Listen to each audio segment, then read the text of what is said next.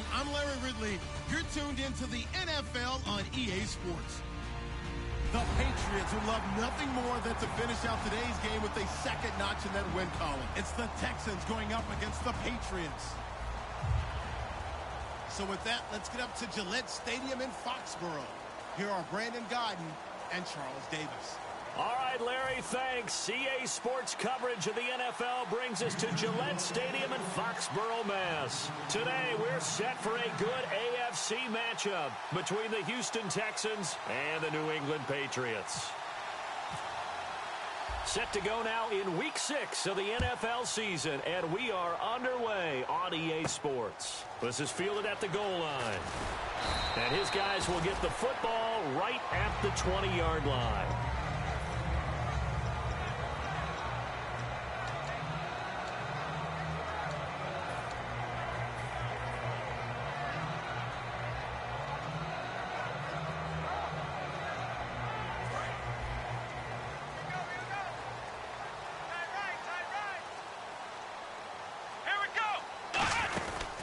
They'll run it now out of the gun. Oh, he's got some breathing room. And he'll get about 6 up to the 27-yard line. Some runs are blocked so well, you almost forget that someone has to carry the ball to gain the yardage. The leverage by the offensive line to create space up front, really well done. Second down following the run. Watch left. Stop right there. Here we go. They go play action with Brissett. His throw incomplete. The Pro Bowler DeAndre Hopkins, the intended receiver. And it's 3rd and short. The wide receivers, often a very, very talented group, and that's the case here. And they don't mind showcasing it either. Those guys love to be flashy, love to make big plays out in the open field. They will attempt to do so in this game. Third play of this opening drive as they're looking at a 3rd and 3.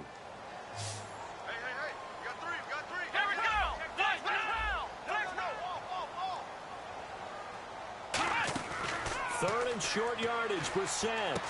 And it's a short one here, complete to his tight end. They give him 14 yards that time and a fresh set of downs.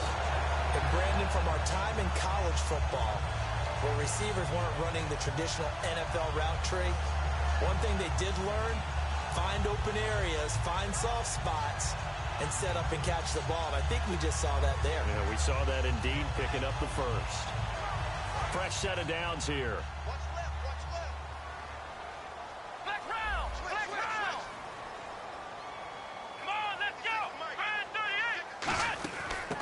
Try the end around.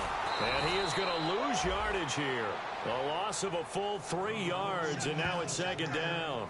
We've become so accustomed to it, you sort of take it for granted. You really do, but he is so good that every team in his division, every year, is trying to make sure they draft people charged with trying to block J.J. Watt. So far, hasn't been too successful.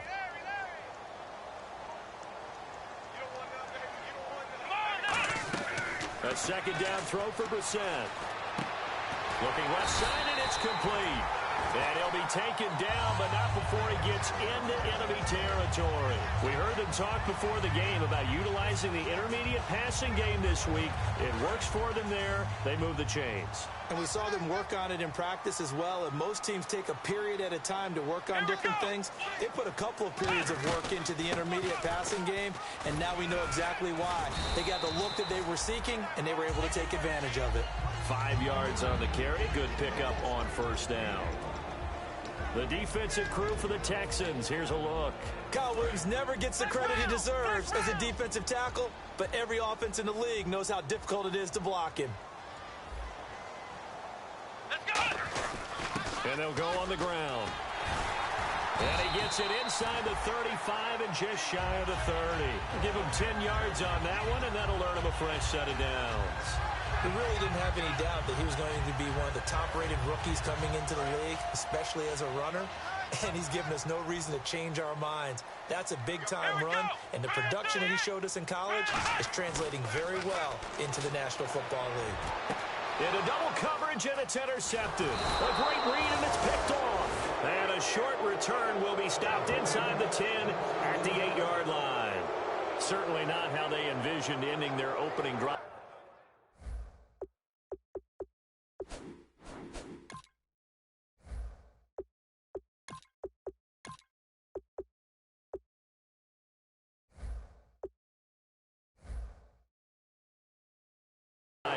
first quarter. Too many ones in this play. First quarter, first drive, first interception thrown. And that last one, that hurts. And here comes the Texans now. In tough starting field position here.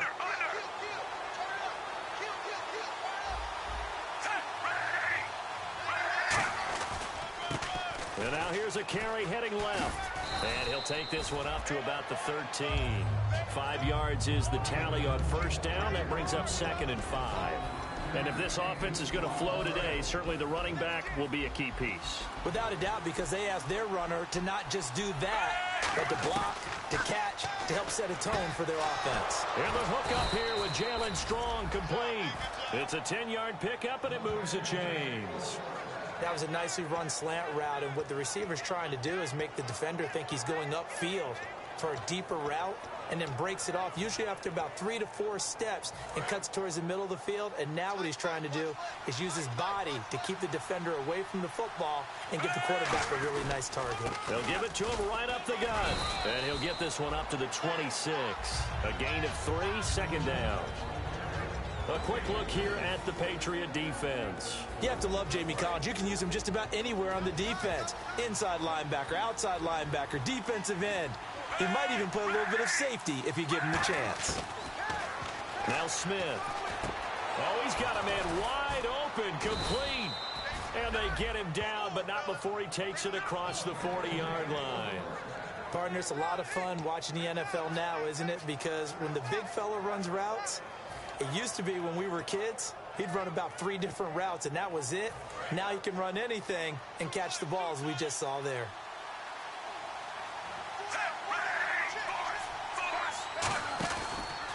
Now a handoff as they run left side. And not much there at all. Maybe a yard up to the 43. And the tackle there by Chris Long. A 1-yard gain can look like a disaster, but it all depends on how the game is going. Is it a series of 1-yard gains running the ball? If that's the case, you might have to start thinking about throwing it a little bit more. But if it's just the occasional 1-yard run, hey, congratulations to the defense. They won that one. Come back and get them the next time. It's a 9-yard gain, and it keeps the drive moving. One of the selling points of the in route is it gives the quarterback a really nice sight line to his receiver, and almost on a direct shot, able to throw the ball into the middle of the field and have a great chance of success as they did on that play. Offense comes to the line now, 1st and 10.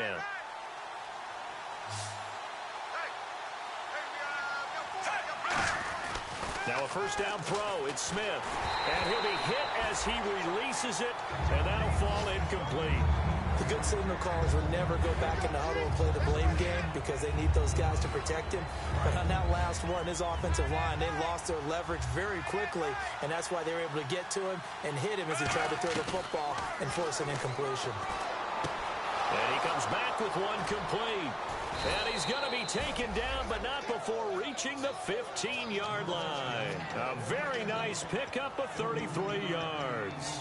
There will always be a place for methodically marching the ball downfield. But when you can pick it up in big chunks and strike like that, have explosive plays, that's often the difference in winning and losing. Those types of plays that can knock a defense off balance, that'll drive a team towards a victory. Finding a safety valve here. That's complete. 5 yards on the pickup, and it'll be 2nd down. Now that's the type of play that gives you a chance to win. Nothing forced downfield where you don't have a guy open. Swing it out to the back, maybe even check it down, whatever you want to call it. Gain of 5. You're just trying to get 4 on first down. They're ahead of the chains now.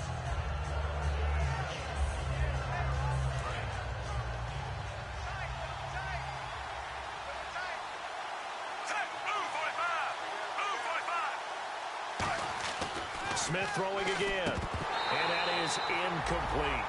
Just looking at it from a defensive perspective, when you break the huddle in the red zone, tight end is one of the guys you got to key on because quarterbacks want the ball in their hands fast in this position, and they want to get it to someone. And in this case, he had the play. They just didn't complete it. And the offense readies for play number 10 of this series. An extra corner on the field for New England here on 3rd down. Yeah, another DB. Here's Smith. It's complete to Fuller. And he'll take this one in for a Texans touchdown. Will Fuller, his 6th touchdown of the season. And the Texans have taken the early lead. And the Texans take a 7-0 lead.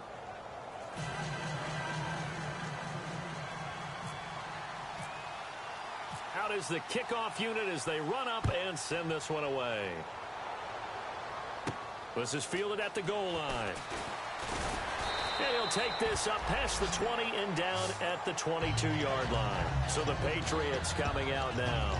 Looked like they had something going last drive. Then the interception happened. Will they recover? The memory they need to keep with them is that they did have something going. They were moving the ball on offense, had a nice sequence going. Don't worry about the other part. You can't get that back. Let's go back to what you were doing well before. I thought you were going to say that. And he'll be hit from behind and taken down. It'll be a loss of 7 on the sack, and it brings up second.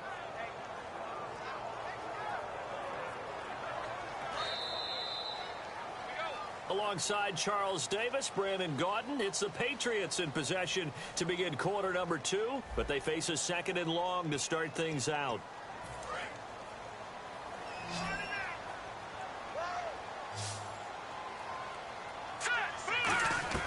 The first throw here for the backup Garoppolo. He sets to fire. Oh, this is taken in. It's complete. And all the way down to the 29. It's a big play there for the Patriots. 56 yards. So after that big play, let's see if they can catch their defense maybe on their heels. They'll run it now out of the gun. And he'll take it into the end zone for a Patriot touchdown. A great effort there. His 2nd touchdown on the season. And the Patriots are within an extra point of tying this one up. Now Stephen Gostkowski on for the extra point.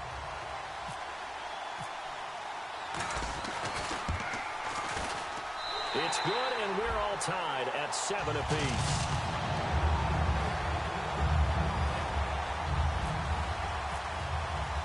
So a tie ball game here as the kick's away. Now it's Adam Humphries on the return. And not a bad return here. He gets it out to the 25-yard line. And now out comes Houston. And they were able to punch it in the end zone last time. They'll be looking to do that again here for the defense. Obviously, they'll be looking to stop them from punching it back in the end zone. It always is punch-counter-punch, isn't it? And which team has the advantage? Let's just go back. Last time on offense, they rolled downfield, got into a good rhythm. And that's caught inside the 30. Touchdown, Houston. Will Fuller with his 2nd touchdown of the game, number 7 on the year. And the Texans have taken the lead. Now he's having a nice little first half here, partner. And it's a first half that leaves us anticipating what can still come. I mean, 2 touchdowns already here through the 2nd quarter. There could be plenty more before this game is over. Out is the Texans kick team as they'll send this one away. This is taken about 7 yards deep. And he will be brought down here at about the 17-yard line. And now out come the Patriots. Last time they were out, they scored. Still trailing here, though, so some work to do. But it's okay in terms of mindset. Because they scored the last time, they're not quite as worried about being down on the scoreboard because now their confidence is a little bit higher. They feel like they've got something going, and they feel like they can attack again and put more points on the board. Are you scoreboard watching if you're the offense, or are you just focused on this drive? We wouldn't be telling the truth if we said that they didn't scoreboard watch. Everyone does it to some extent, but you've got to set it aside right now and just focus on this series. That'll take care of the scoreboard if they punch it into the end zone.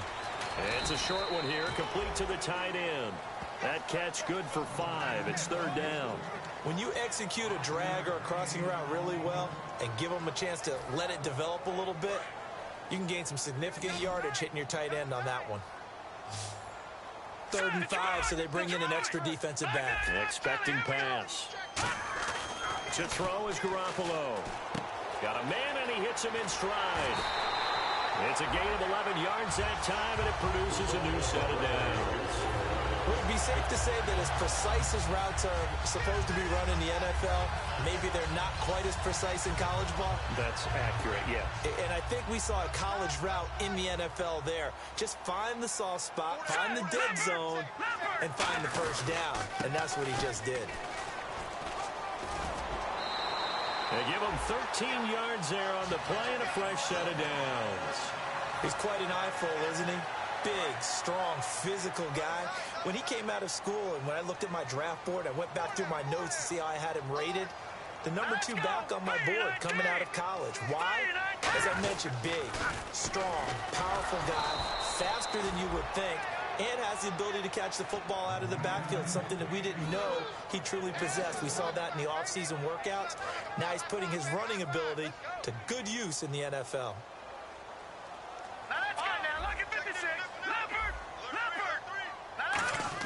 Now Garoppolo throwing on second. Street's got him, complete. And he's brought down. They call it a gain of 19, and it moves the chains. And now the passing game here in the second quarter starting to heat up a little bit. Don't you feel the rhythm starting to happen, right? You see it. Now the confidence is starting to rise. I think now as a play caller, because that has happened, you lean on it a little bit more. You don't go totally away from running the football, but you do say, guess what? We can throw it well with a whole lot of confidence. So many times you hear today's NFL described as a space game. Get your best players into space with the football in their hands. That's why sometimes you just swing it out to your runner, get him out in the flat, and let him have a chance to make people miss an open field. Murray the lone setback. And they'll give it to him here. And he'll get this down to about the 30, 31-yard line. 3 yards on the pickup. That's going to set up an interesting third and about 4 to go. This will be the 8th play of the drive here. 3rd and 4. Now they try the right side here. And he went nowhere. Well, he went backwards, back to the 33. He lost 2, and it brings up 4th.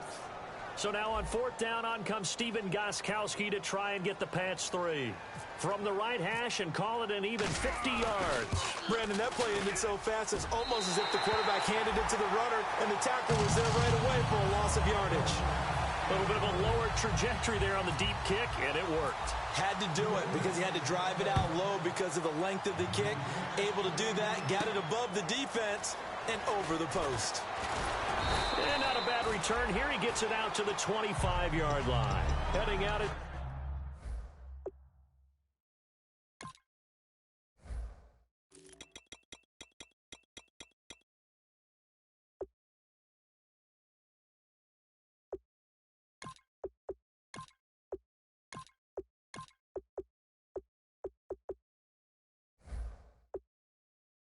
The Texans offense as they get set to take over here. And following that long touchdown pass, a one-play drive last time, we'll see if the defense, you know they're ready. They don't want that to happen again. And you would have thought they would have been ready the last time. That's what you work on all the time. Make sure that no one gets behind you. That's the cardinal sin of defense, not giving up the long pass. No chance to get away there for Smith as he goes down. Courtney Upshaw in there to drop him, and it'll be a loss of about 8.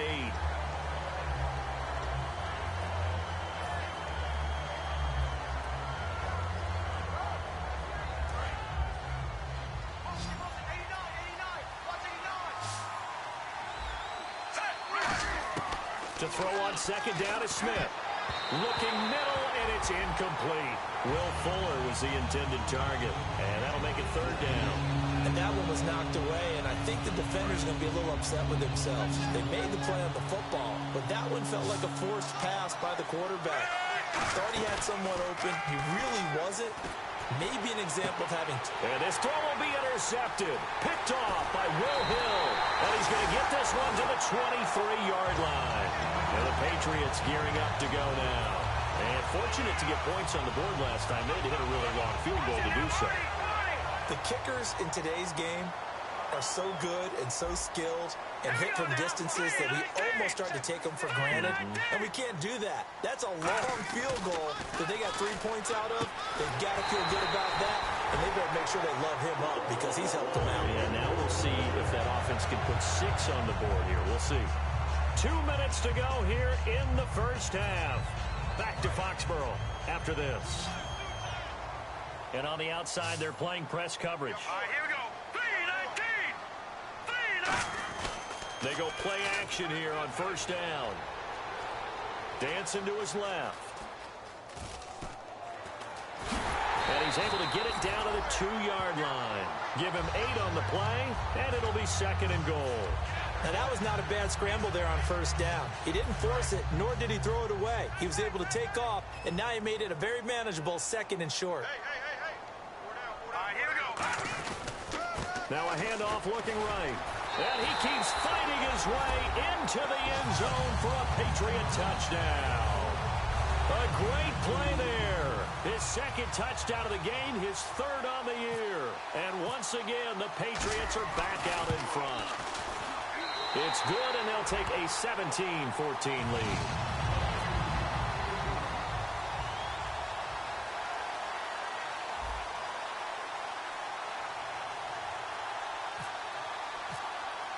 Gostkowski now after the touchdown. He'll send this one away.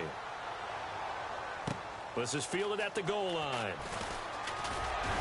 And he'll get it up across the 20 to the 21-yard line. The Texans offense now, they get set to head back onto the field. And following the interception, we'll see what they can put together on this drive.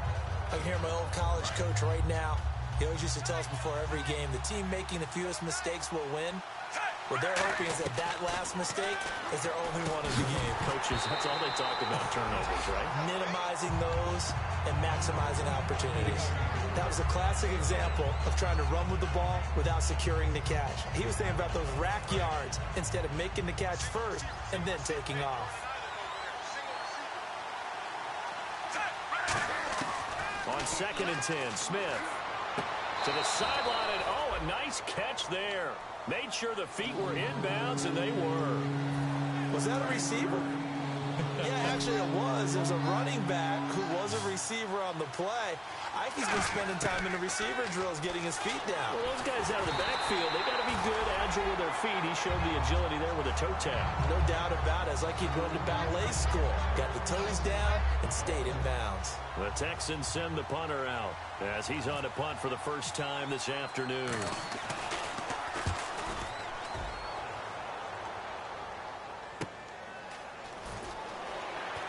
He can't bring him down. The weight room does work. Well, he wasn't too far from breaking that. Officially, give him 15. And the offense will come back onto the field for the 1st and 10.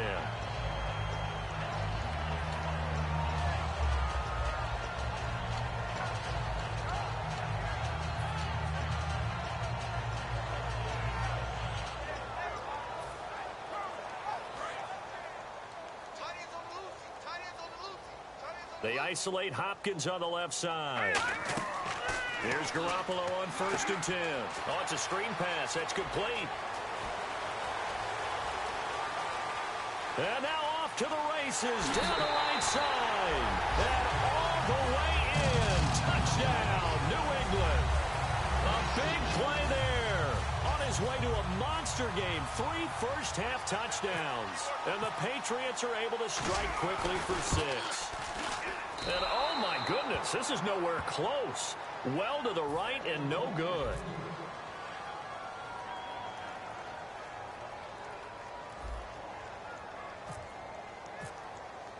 Gostkowski now after the touchdown. He'll send this one away. This is fielded at the goal line. And not a bad return here. He gets it out to the 25-yard line. And now out comes Houston. And what do you think goes on here in this situation? If you got the football, you're trailing, you're back in your own territory with just a little time. Do you try something? You're thinking about jump-starting your team, right? You just mentioned it. They're down. They're trying to get back into the game. But you got to figure if something goes wrong, you may have put yourself in a spot where you may not be able to come back in the second half. Managing risk. Now hold everything here. We're going to get a timeout by the offense. It's just their first, so they'll have 2 remaining here before we get to halftime.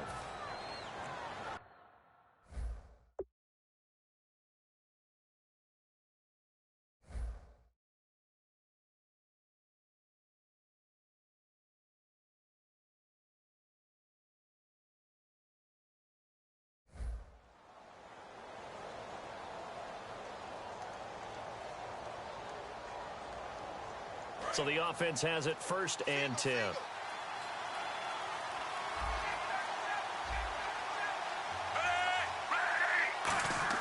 Now a first down throw. It's Smith going up top. And it drops down incomplete. Thought he might have had it. Instead, 2nd down. And when all else fails as a defender, when you're not there in the coverage, your best friend is exactly what we saw there. A big play shot taken by the offense. Unfortunately, it ended in a big drop. Back to the air. Smith on 2nd down. And incomplete there. A nice hit. Jars the ball free and brings up 3rd down.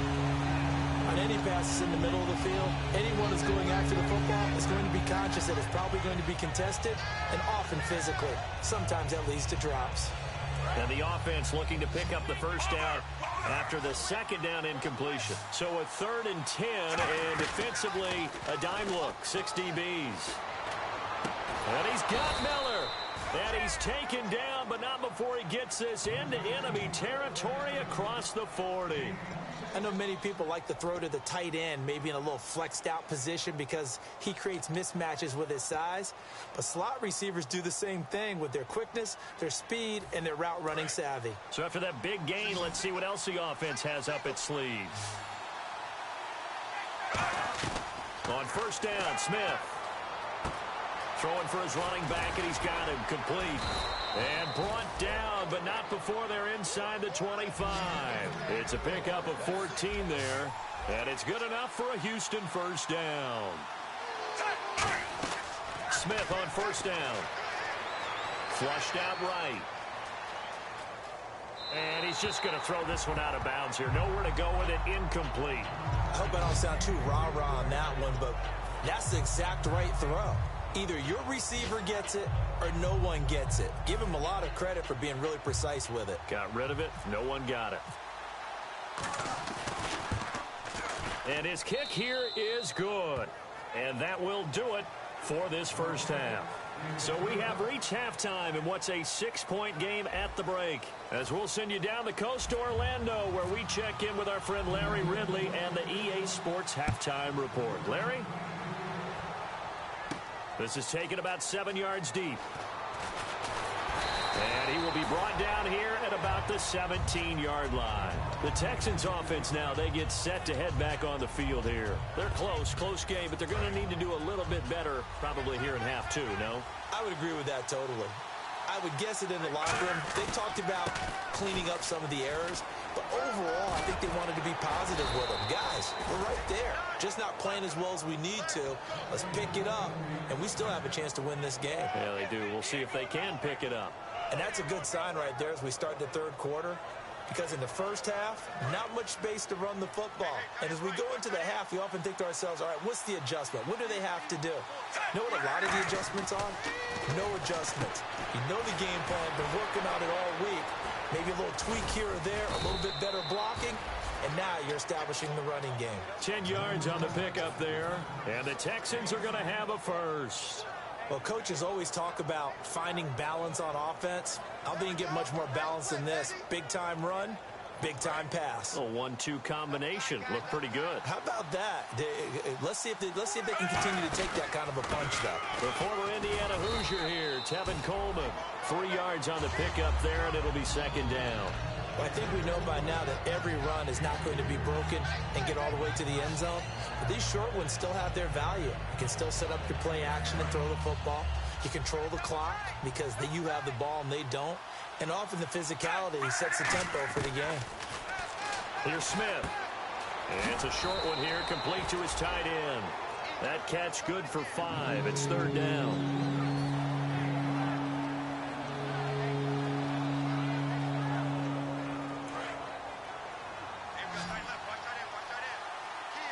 I see an extra defensive back on the field. Little surprise here on 3rd and 1. Here's Smith. He finds his target, Fuller. And they pick up the first down there with a gain of 4. So he makes the grab and the chains move forward. Nice job by the offensive line giving them time to complete that first down pass.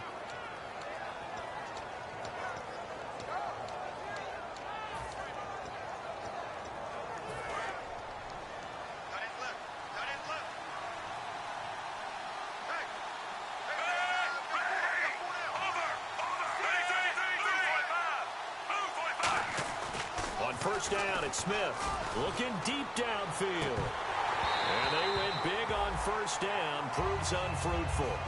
Well, they went for the big play there, but that drop could really hurt their momentum.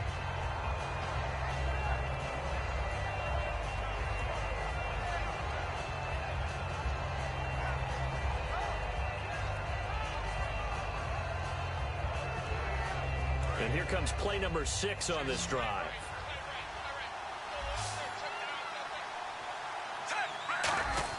Second and 10, Smith again. Flush to his right. And eventually taken down here. Great coverage downfield. Chris Long in there to get him for a loss of 5. Partner, I know the ball security's preached like crazy, but every now and then you've got to know when to get rid of the football and save a little bit of yardage if you're a quarterback. Because now if you're the offensive coordinator, what does it do if it was 3rd and 10 versus 3rd and much longer as it is now? Yeah, it changes everything in terms of play calling and the pressure you might expect to face on the very next down. Had to throw the ball away and save the yardage. He didn't get it done. 3rd and long, it's Smith. He's got the completion to Strong. And the play goes for 19 yards, gives him a new set of downs. And he was able to find a very soft spot in that zone coverage. I love that term, Brandon. That soft spot where you find the open area, set up, and catch the football before the hard collision comes afterwards. And nothing doing. He's immediately taken down at the line of scrimmage. Officially no gain on the play, and it's 2nd down. Nice job there defensively to clamp down because really they've been on their heels this drive. Agreed, and they really needed that one for confidence, just to feel a little bit better. But I don't know if I would be daunted by them stopping me on one run. This drive has gone pretty well. I could come right back at them. And he's got his man on the out route. And he's able to get it to the edge of the red zone at the 20-yard line.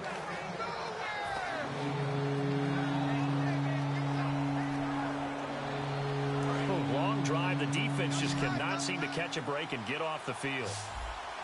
And on 3rd down, a nickel formation here defensively. They'll sneak it with Smith. It's a gain of just a couple there, but it's enough to get him the first. There may have been a little bit of an element of surprise there. 3rd and inches, and they go quarterback sneak. I still feel like this is a play that often is reserved for 4th down.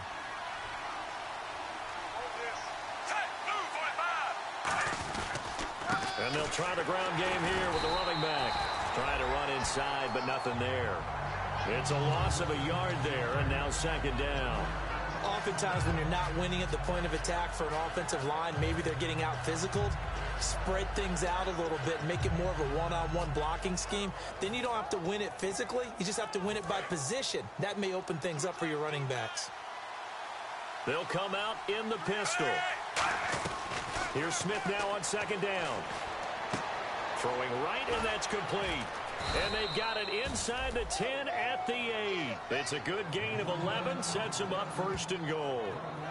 Coaches always harp on the quarterback reading the defense and getting it to the open man. That's good recognition there. And how about what he did after the catch? Yeah, hit your tight end, let him get some rack. Yeah, when he gets moving, not many guys want to come over and put a hit on him, do they? And this seemingly endless drive continues. Again, we'll see the pistol here. Throwing is Smith. He'll try and set up the screen. It's complete. And the stop will come inside the 5 at the 4. Only 3 there on the screen. It's 2nd down. In order for a screen pass to break big, a lot of things have to come together and be well executed. But all it takes is one small thing to go wrong and keep it from being a big game. To throw on 2nd down is Smith. And he fires one that's intercepted. A great read down the numbers. There he goes. He's at the 50. And he will take this all the way down to the 38-yard line. Now it looks like we've got a Patriot down, slow to get up. We'll get a report when we return to Foxborough. Really nice starting field position here for the offensive unit. Detroit! Detroit! Going to give this time to the tailback. And he'll take this one down to the 36. 2 yards on the pickup there. It'll be 2nd and 8. Back now in Foxborough. We get set for the 4th quarter. Patriots have the lead. They also have the football.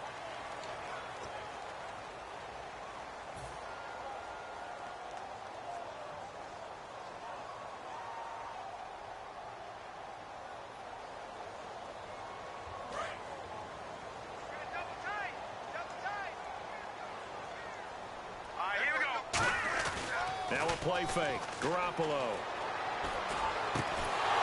And the hit jarred it loose. It's incomplete.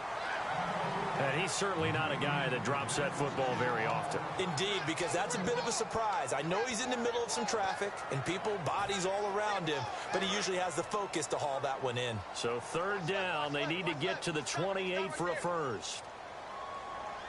Here we go now. 3-19. 3-19.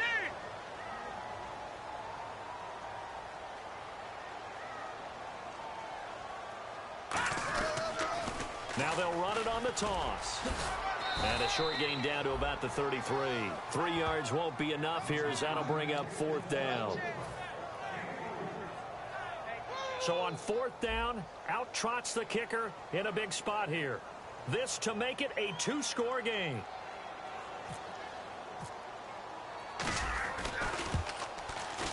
And Gostkowski's kick is good. And the drive will wind up yielding 3. So his second field goal of the game, and that could turn out to be the big one. Yeah, you have to make them score twice to beat you, and that's not impossible. But here in the fourth quarter, puts their backs clearly against the wall. Gostkowski now converted for 3. Now he'll kick this one away. This is fielded at the goal line. And his guys are going to start their drive right at the 20-yard line. And now out comes Houston. And they had a nice little drive going last time. Threw the interception in the red zone. Costly. Bad enough to throw it anywhere, but that drives coaches insane when they're thinking about, hey, we got a shot at points already. We're already in a spot where you're thinking you got 3 on the board for sure, and to come away with nothing, that's a really tough one for them to swallow. Yeah, will they make up for it? That one goes for 13 yards, and it moves the sticks. He's having a nice game through the air. His decision-making's been really good. Solid there again. Just seeing nothing downfield goes underneath. Nice game. How about the patience? Because when you're having a big game through the air, you're looking for those chunk plays, those big ones downfield. Instead, as you noted, takes the check down, dumps it off, gains good yardage anyway. Really well executed. And he takes this one down all the way near the 30. A gain of 35 that time. And it'll give the Texans a first down. On 1st and 10, Smith. He couldn't quite hold it. Got hit. Ball pops out. Incomplete. Looked like they had an opportunity for a big play across the middle, but he didn't have the concentration or the focus necessary and dropped it before he could haul it in. Now it's Smith. Gets it to Strong. And down inside the 15, shy of the 10. They call it a gain of 19, and it moves the chains.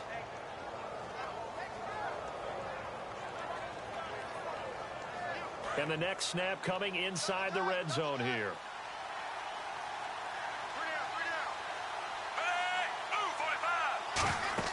On 1st down, Smith. Now they go screen. It's complete. And here he'll get it down to the 7. The first down screen pass, good for 5. For a second there, I thought that might break big. Screen pass. Looked like it was coming together. Looked like there was an opening. Still, ended up with a solid game. Another pistol look here. Coleman now. And he's in. Touchdown, Houston. Tevin Coleman, his first touchdown on the year. And the Texans draw a bit closer. Solid job up front. Really just a solid job all the way around to get that one in.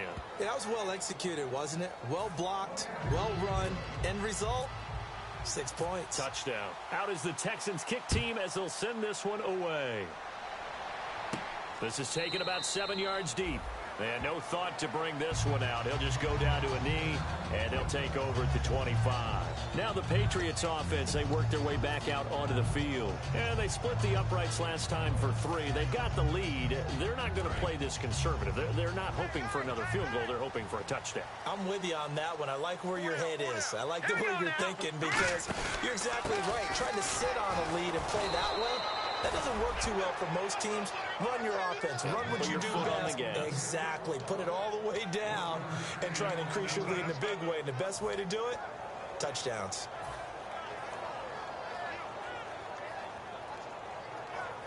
And after the play on the ground, that brings up second down here. They'll come out in the pistol. Now they'll run it on the toss. And he's going to get about 7 yards on that one, up to around the 33. The fourth quarter here, they've got the lead. They want to keep it on the ground. That's what they're doing. Smart football. Keep the clock grinding. Keep it going. But you got to figure now, they're going to see more people stacked up at the line of scrimmage as they try and bleed it out. Let's go. And they'll run it here. And he's able to get the first before he's taken down at the 36.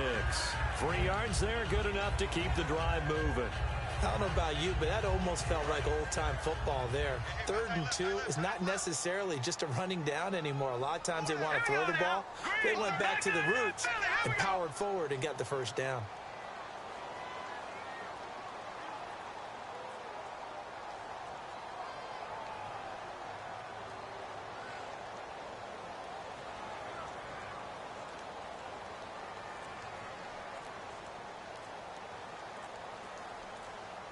Time running out here on the play clock. Looking to jam the receivers at the line here. Press coverage look defensively. And he'll get this up to about the 38-yard line. 2 yards on the carry there. It'll be second down. Like any team, they would have loved to have had more yards on that run, but it looks like they just want to get to the 2-minute warning and see what they want to do after that.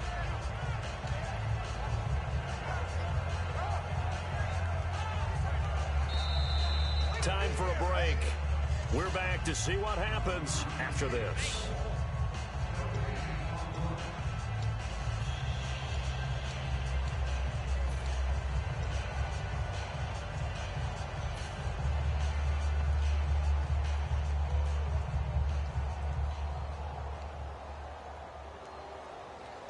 So the offense looking at a 2nd and 8.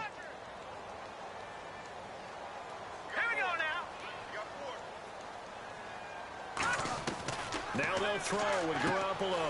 Hopkins on the grab over the middle. DeAndre Hopkins, he's all alone. And all the way in. Touchdown, New England. DeAndre Hopkins, his 3rd touchdown now on the year. And the Patriots add 6 to their lead. Good pass, clean catch, and a house call there on the fly route. And not that much room to operate. So that tells you about his acceleration. We always talk about being able to go from 0 to 60 real fast. It took him less time than that to get to top speed and complete that play. Gostkowski now after the touchdown. He'll send this one away. Fielded about a yard deep. And he'll take this one near the 25, call it the 26-yard line. Out comes the Houston offense as they get set to take over here. And they're hoping to capture some of that magic they had last time out when they were able to put together a scoring drive. But they're still down here, Charles. Not the major concern, though, because of what you talked about. They scored the last time out. They feel good about themselves. They feel like their game plan is now in effect. They know how to attack and what plays they want to put together. But they've got to keep it. This is caught inside the 15. Touchdown, Houston. Will Fuller, his 3rd touchdown of the game, his 8th on the year. And the Texans have cut it to within a score. And the lead is down to 2.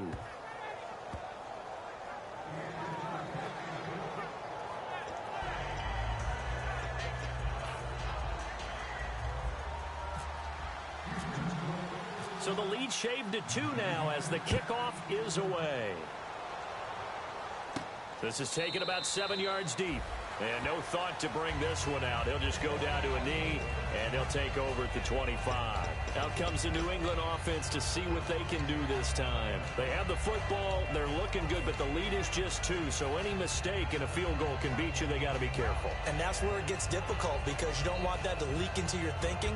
You want to play like, hey, we've got the advantage. We can close this out. Don't play from fear, and they can win this game. See if they can play fear-free and hang on.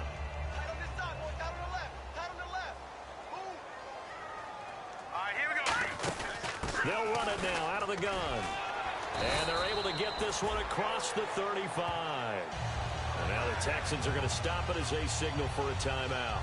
It's just their first. They've got 2 more to use here in the final stages.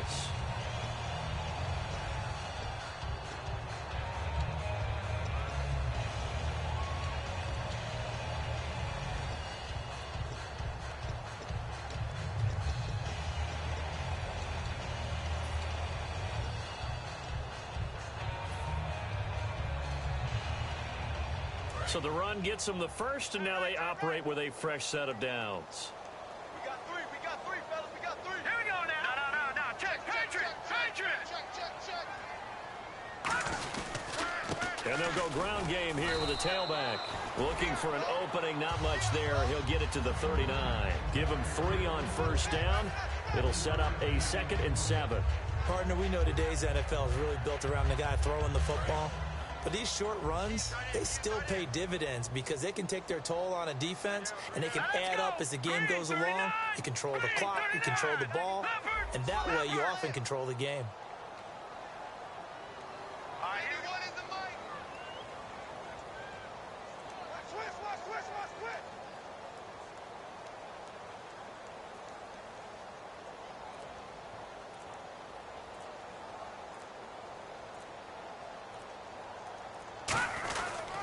And now here's a carry heading left. And he stopped immediately there. And now the Texans want to call another timeout.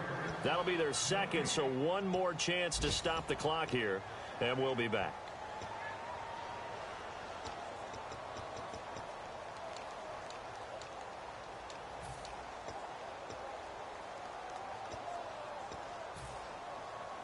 Defense looking to hold serve one last time here on 3rd and 7. And the D looking like they may blitz. 319.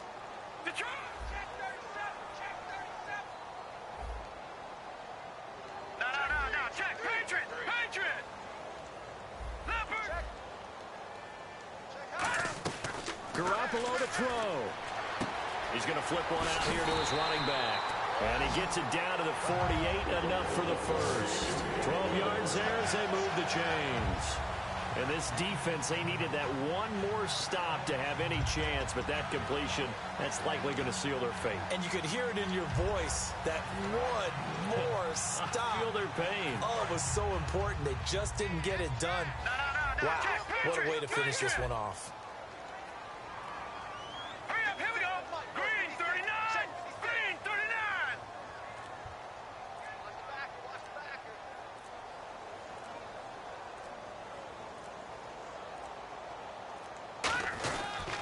Now a handoff as they run left side.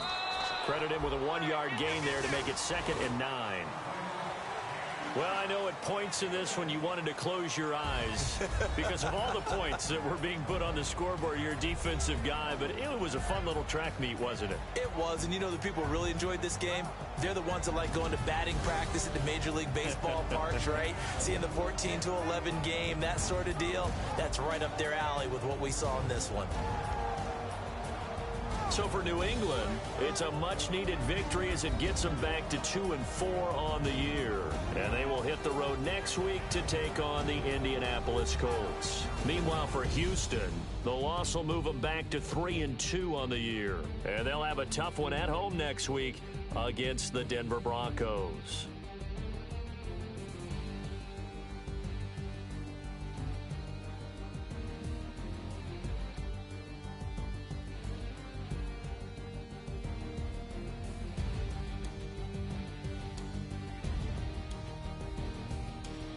So that'll do it for my partner, Charles Davis, and the best darn crew in the industry. I'm Brandon Gaudin. This has been a presentation of the NFL on EA Sports. The Patriots winners here at home as we say so long from Foxborough.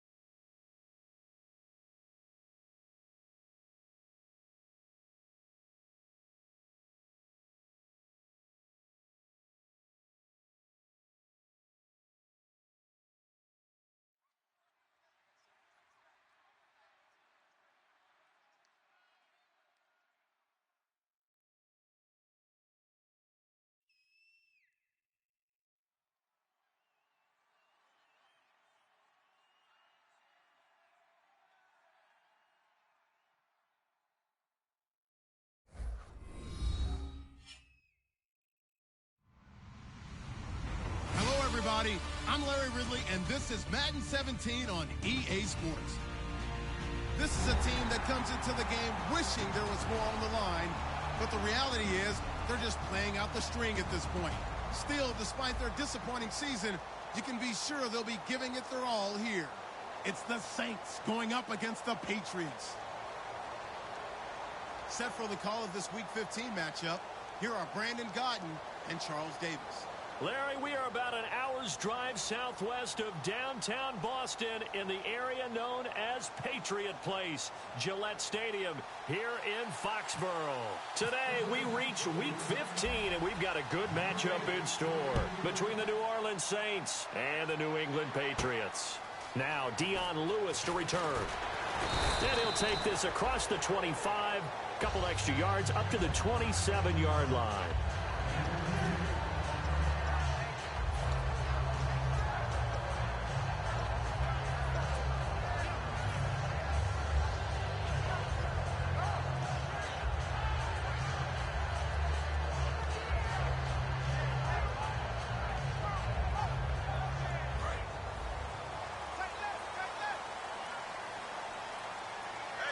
They'll come out in the pistol.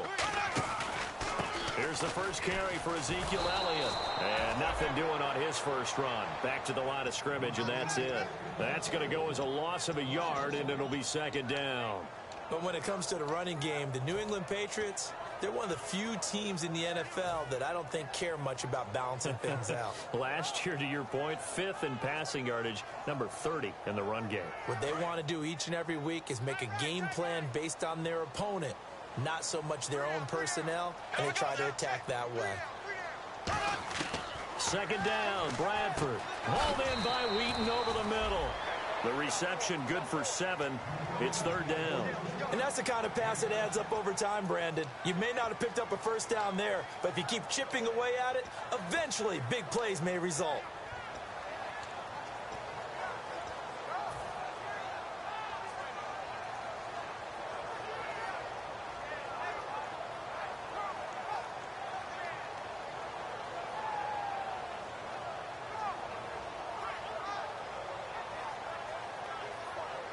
And they'll look to avoid an early 3 and out here on 3rd and 4. Bradford from the gun on 3rd down. He rifles one that's intercepted. A great read, and it's picked off. And they have the football and will set up shop at the 33-yard line. How about the big boys snagging one? You don't see that every week. No, you don't, but a lot of them are just reliving their old dreams, going back to when they were in youth football and in high school. They didn't always play defensive line. Some of them actually handled the football, and you can see the flashback when he grabbed that one. It's a loss of 4 there, bringing up second down.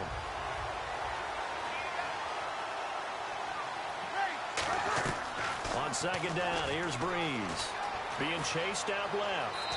And he'll avoid the tackle there with a slide. They'll give him 8 on the play, and that'll lead here to a 3rd down.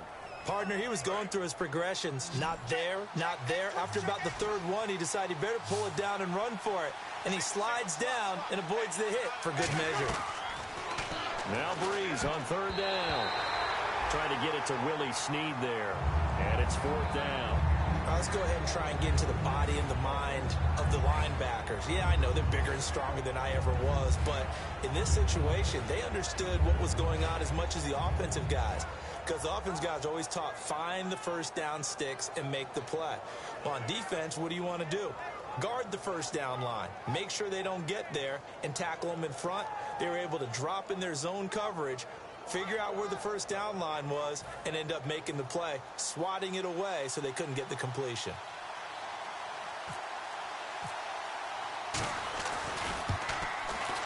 And this is not going to be anywhere close. No good, way wide to the left. And this will remain a scoreless game. So an empty possession. Hey, boy. Hey, boy. Hey, hello. Can you hear me? You streaming this game?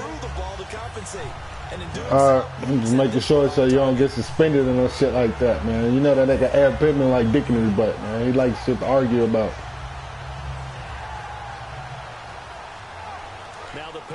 Right, I'm about to go back on radio silence. Adios. Following the interception, just any interception. Are you a little bit more cautious when you start that next drive, or no, you just throw that out the window? I think you are. I don't think that there's any way you can run back out there and go, totally didn't affect me. Let's just go ahead and be loose with the football again. You're going to take care of it, but you have to be careful about being too cautious because now you can't run any offense at all. Still want to attack. We'll see how they attack them here.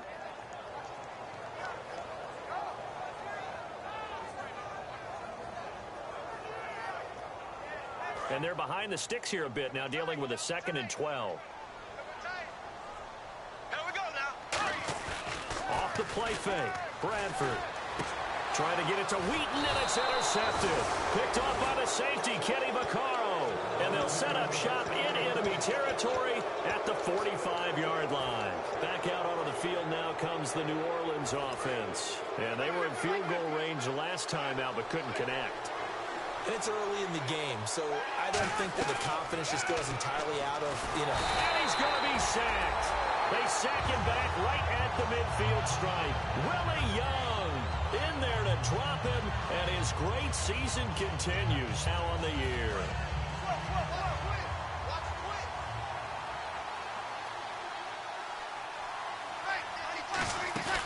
From midfield, here's Breeze.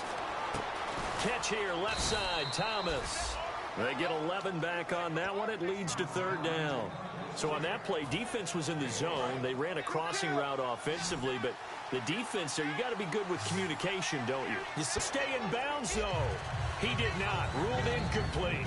The headshots here are the offensive unit. And what about Brandon Cooks? If he's not a 1,000-yard receiver every year he's healthy in the league, I'll be surprised. Came out of college wanting to be a pro, studied all the best receivers in the NFL before he even got to the league. Finding his safety valve here. That's complete. A gain of 4 on the play, and they're going to have a 3rd down.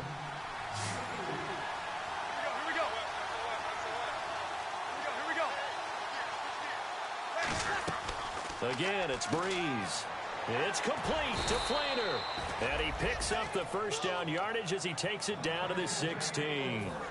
He went full scale, loose, flexible, finding a way to catch the ball in some traffic for a key 1st down. Yeah, really a nice job of adjusting to the ball in the air. Not the most accurate. Looking for Snead, and it's intercepted. Picked off. He's got daylight. He's at the 40. And a terrific return as he takes this thing all the way down near the 20-yard line. The Patriots offense now, they work their way back onto the field. Well, they thought they were going to break the tie. The defense had other plans. They were already in field goal range, but boom, an interception. I don't know if this was a case of being a little bit too greedy with the opportunity to put points on the board, but give credit to the guys on the defensive side. Hung in there, battled, and made a key play. A gain of 3, 2nd down. And the quarterback, he's got some big threats at wideout. And they seem to get bigger all the time, don't they, Brandon? Every time I look out and watch a game, we're getting these bigger, more athletic, acrobatic receivers. We have some today. Black 58, Royal. Here we go now. Here we go now. Green, 90. On 2nd down, Elliott able to fight for about 4 yards there to the 13. On the stop, Stephon Anthony with a tackle. And the linebacking core could certainly be crucial today. They do everything really, really well. Fly to the football, defend the pass, you name it, they do it, as well as set the defensive front. And it looks like we've got a dime set here defensively. 6 DBs in the game. Bradford on 3rd and 2. And incomplete. The contact made the ball roam free and brings up 4th down. So many components go into a well-executed screen pass. You've got to sell. Offensive line's got to sell like they've missed blocks, and then they move out, and they're out in front of the running back. He's got to sell that he's trying to block, and then he slips out into the route.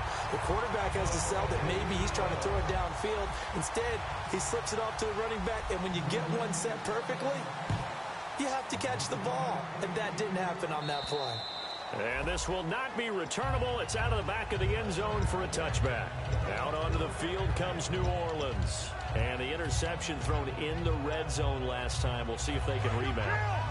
I just have to think the last thing he said as they went back out there was, don't do that again. What do you think? What do you think? Yeah, I think that. I think that not only did he say that, but he also told him, let's put it in the end zone that it's supposed to be in, all right? The end zone we're trying to score. I know we're being a little bit facetious here, but the bottom line is take care of the football, and everything else should flow from there. Quick lesson, never ask the play-by-play guy a question. Hey, you're my partner. I know you're right there with me. They got pressure there and only rushing 3. And there's a defensive coordinator right now who is celebrating not just getting home with 3 there, but realizing if that's the type of pressure he can get in the entire game, then his pass defense is going to be excellent. You're dropping 8. Where are you going to go with the football? A good pickup there, a 22. Love the call by the offensive coordinator, recognizing the situation very well, calling for the play-action pass, and completing it. They'll come out in the pistol. Throwing on first down is trying to get it to Thomas, and it's intercepted. And nothing but daylight ahead. And he takes this one back into the end zone. And the Patriot defense has a touchdown. I don't know who all is to blame there, but I love seeing pick sixes. Nothing like seeing someone pluck it out of the air and go the other way and see people try to change directions. Hard to do.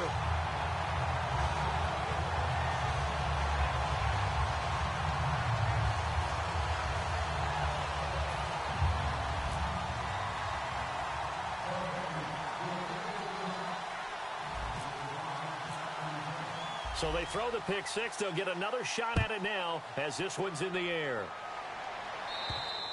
And that'll carry over the back line of the end zone for a touchback. And now the Saints get set to trot out there.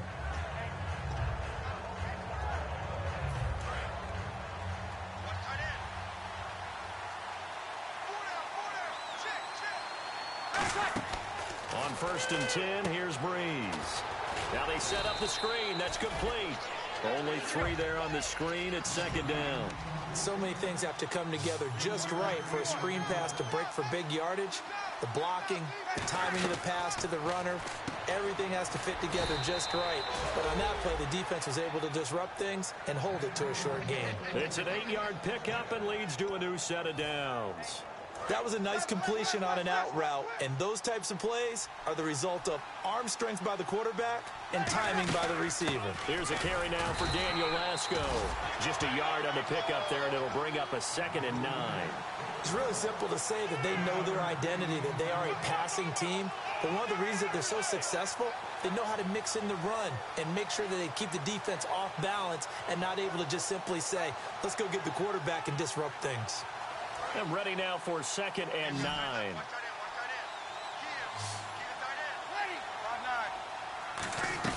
Now Breeze throwing on 2nd. And here's another interception, the 3rd of this first quarter. Picked off by Patrick Chung. And the return will be stopped at the 34-yard line. The Patriot offense now set to come back out on the field. And they had 3 points last time, but they didn't want 3 points because they were well within range of scoring a touchdown. We'll see if they can do better now. I'm with you on that one. Let's just go ahead and be frank about the whole thing. The only one happy about the 3-point kicker. Exactly. You put it through the post. That's going to help him at contract time. But that offense, they're thinking, let's get in the end zone this time. I don't know if that helped him at contract time. You could have kicked that one through. I don't know about that. Toe bash. I don't know about that. Toe bashed it. Super toe.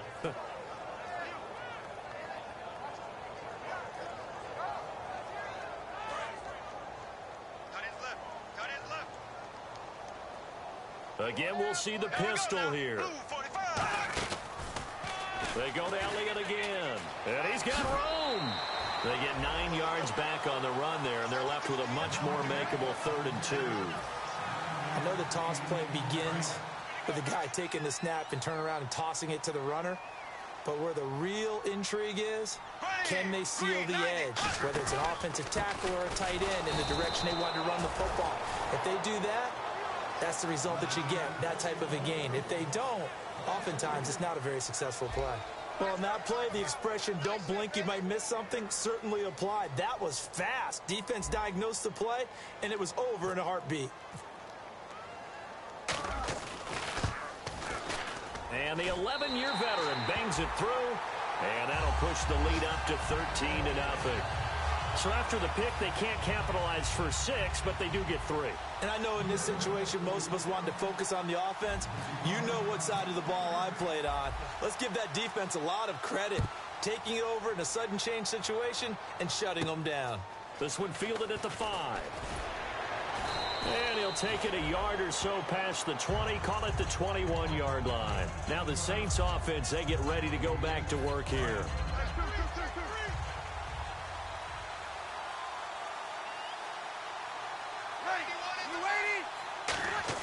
They go back to the air here after the INT on the last drive. And he'll get this up to the 34-yard line. A good gain of 14 there, and it moves the chains.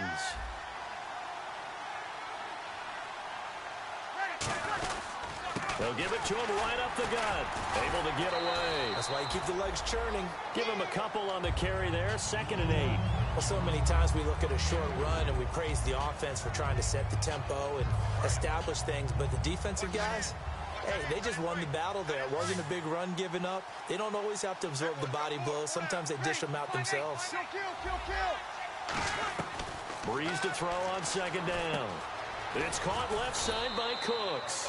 6 yards is the pickup, and that'll lead to a 3rd down. When you see zone defense and you know you've got a drag route on as your primary call, you've got to be really careful as a passer about how far you let your guy go because he might wander into some tough coverage. Breeze looking to throw on 3rd and 2. This is caught. It's Cooks. And he brings this up to the 46. Good enough for the 1st. I don't care how many times we see it. I still get a kick out of watching quarterbacks and receivers do the pass tree in pregame warm-up. But I always remember that when we go to practices, we see that after practices as well. They really tune it up, don't they? They tune it up. They know why they do it for these situations. 1st down. And they build that trust, and that's why they're able to find him in this type of a situation. On 1st down, Breeze. And his pass is intercepted for the 4th time today. Picked off by Dante Hightower. And they'll take over inside the 45 at the 44-yard line. We haven't even escaped the first half, and he's already thrown 4 picks.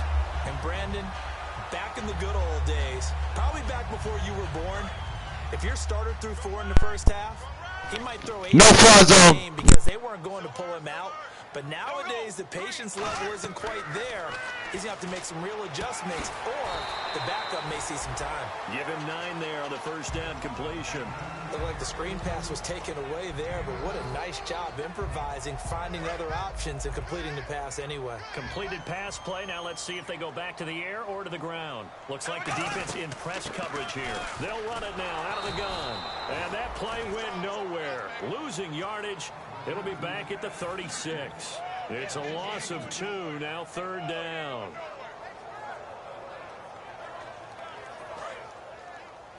Watch left, watch left, watch left. Stop right there. Ready, blue 45, blue 45. 3rd and short yardage, Bradford. Firing quickly here, and that's complete. 7 yards there, good enough to move the sticks.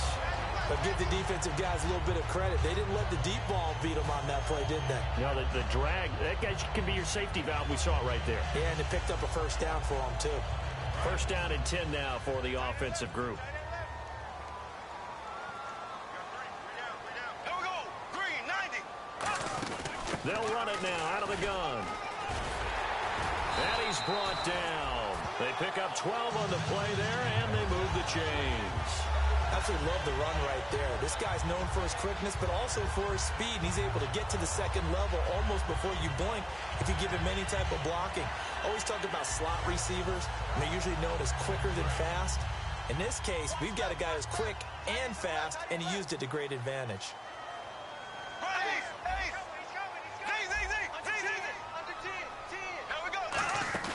Now a play fake here on 1st down. And for the 3rd time here in this half, it's intercepted. Delvin Breaux with a pick. And a big turnover there as his guys will get the football back. Out onto the field comes New Orleans. Very tough spot here for the offense to start. So after the INT, it's Breeze. He's going to let and the defense loses him. It's complete. The 20, 10, touchdown, New Orleans.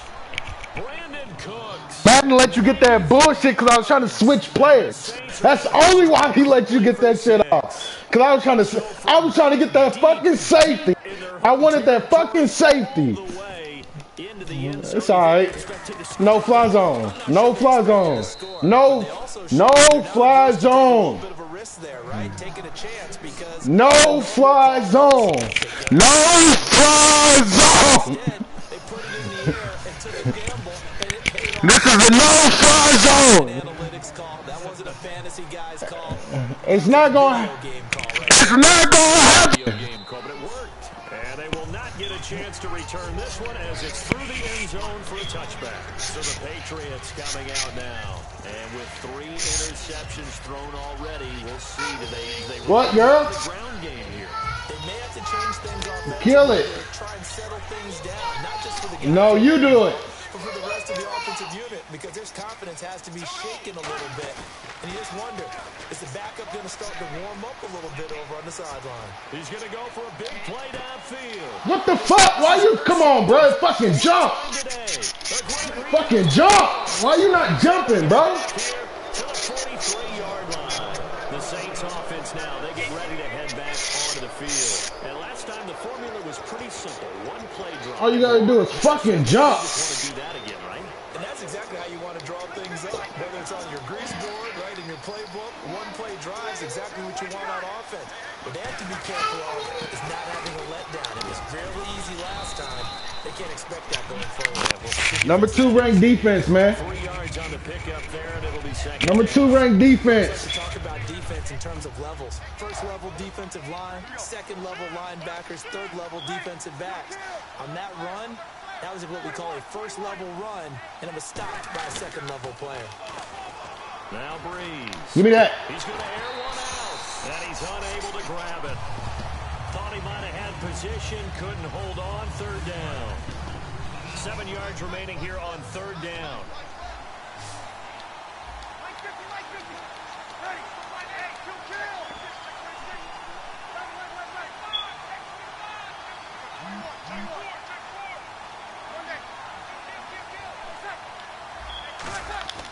Now Breeze on third down. He dumps it down to Ingram. And he's going to have a first down as he's brought down at the 44-yard line. Sometimes the most effective routes are the ones that you run in the backyard, and you probably ran them when you were 5 years old. How about that little curl there against zone? But the key to it is finding the open spots in the zone. How a linebacker or a defensive back will widen to give you space. Find that area and let your quarterback hit you. Throwing on first down is Breeze. Looking for his running back, and he's got him. And this time he's able to take it down to the 42. It'll be a 2-yard gain, and it'll make it second down. I'm going to show my age here a little bit. We used to talk about running backs catching the ball as safety valves. Nowadays, they're a big part of the passing offense. Quit acting like you're so old. You're only 65. Breeze to throw again. Give me that. That's what I'm talking about. Let's go. No fly zone, nigga. Jones. And a big turnover there as his guys will get the football back. And now out come the Patriots. And last time wasn't pretty. One play and an interception. We'll see if they can do better. I want to see if they want to go ahead and throw the ball again now on this drive after what happened on the last one. Throw it on the first play. Give the quarterback some confidence. See what happens. They start on the ground with Elliott. And he's brought down, but not before they get it across the 20-yard line. 1:58 to go in this first half of play. Back to Foxborough after this. Here we go. Three. We got three, fellas. We got three.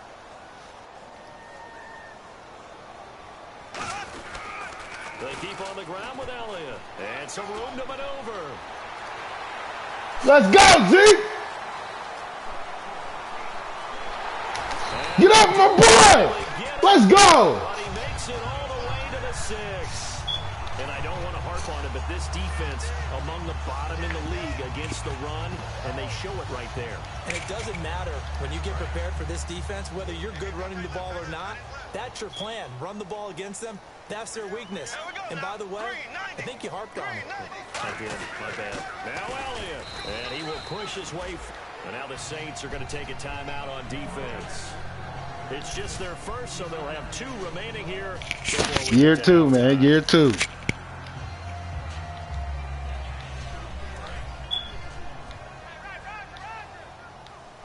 Shift together here from the D-line. They'll try to throw now. Bradford. And that's going to be caught for a Patriot touchdown. Antonio Gates, his first touchdown on the year.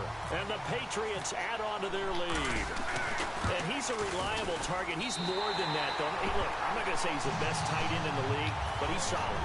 Yeah, because he's able to block, and that's almost a lost art for a number of the tight ends in the league now because the most popular guys are almost what we call move tight ends, more like receivers, but those guys who can do it all, there's still a place for them in the NFL.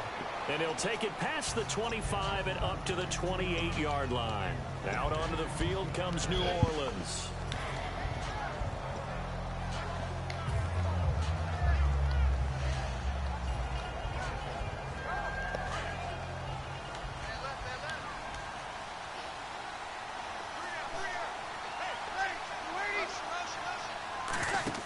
Trying to shake off the interception from the last drive. He'll look Bomb. Bomb.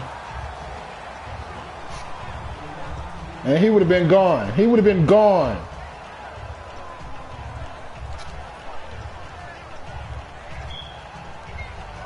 So incomplete on first. Let's see what second down has. And he would have got a good 15 yards out of that.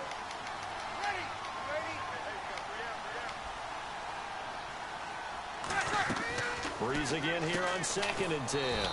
He throws and he hits the slant route to Thomas. Don't do that no more. 11 yards that time and a new set of downs.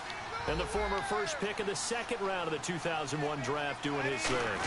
And the beauty of watching him play. Who are you? Stop it. He can throw it deep, but how about his Stop ability to it. hit secondary targets, underneath targets, and hits them with accuracy.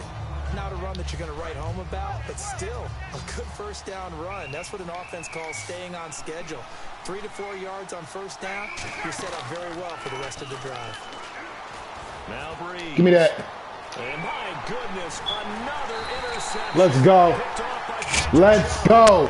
3 interceptions in one game. 27 yards. Let's go, Chon. And the Patriots They want to boost up the interception rates already. Offensively, they've got the lead. Not a whole lot of time left. What do you think, Charles? Well, it's tempting to try and add to your lead, but a mistake there, that can change things in a big way. I say go ahead and take the knee. Second half, another 6. Fuck that. They'll start the drive with Elliott. Found a little room there as he's up to about the 37. 9 yards is the pickup there, and they'll have a second. That boy got a 95 carry. He's not about to fumble. There right up the gut. And he's a guy that has That boy got a 95 carry. He is not about to fumble. Contact or trash makes it a lot easier to stay upright, see the field, and make a run as we just saw there. And he'll get it out near the 40 to the 39. Only 3 there on the pickup, but that's enough to move the chains. 2nd and 1 is often an invitation to Nah, we just trying to go ahead and kill this second half. That's it. Said, are you kidding? We just get on our backs and let's go get the first down. They love being physical. Here we go now. Green 39. Green 39. A first down carry by Elliott. And this will go as a short gain on what will be the final act of this first half. So we've reached the intermission in what right now is a 13-point game. As we send you down to Orlando where we check in with Larry Ridley and our EA Sports Halftime Report. Take it away, Larry. So both teams have their marching orders, and we'll get going again here in quarter number 3. And this will be a touchback as that sails over the inline. Out come the Saints now. They'll go on offense first here to begin the 3rd quarter. They have the ball here for the That's a inaugural bad drive of the second combination. half. Pretty big deficit, though. We'll see what adjustments were made in that locker room.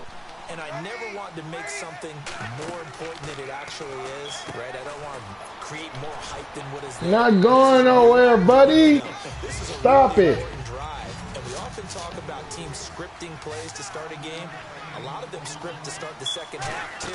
And they're scripting something that they expect to get them into the end zone and back into this game. We'll see if that script is a good one for them. It'll go as a gain of 6 that time, and it moves the chains as well. Now the offense lining up first. Bad combination. The motion man here, Fleener. Breeze now on first down. Throwing for his running back, and he's got... Let's go. Scoop and score. Scoop and score. 43, so down inside the...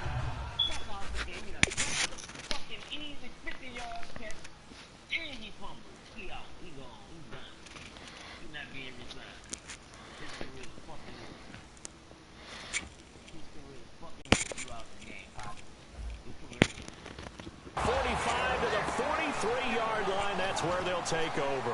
So here are the Patriots now. They get ready for their first possession of half number 2.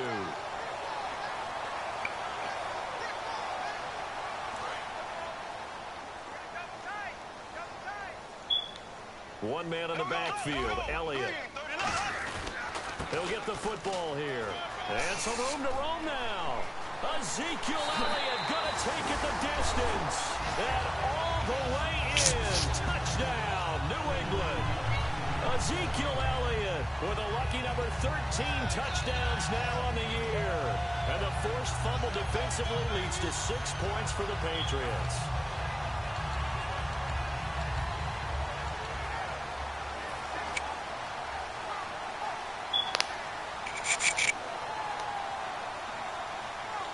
Extra point try for Gostkowski.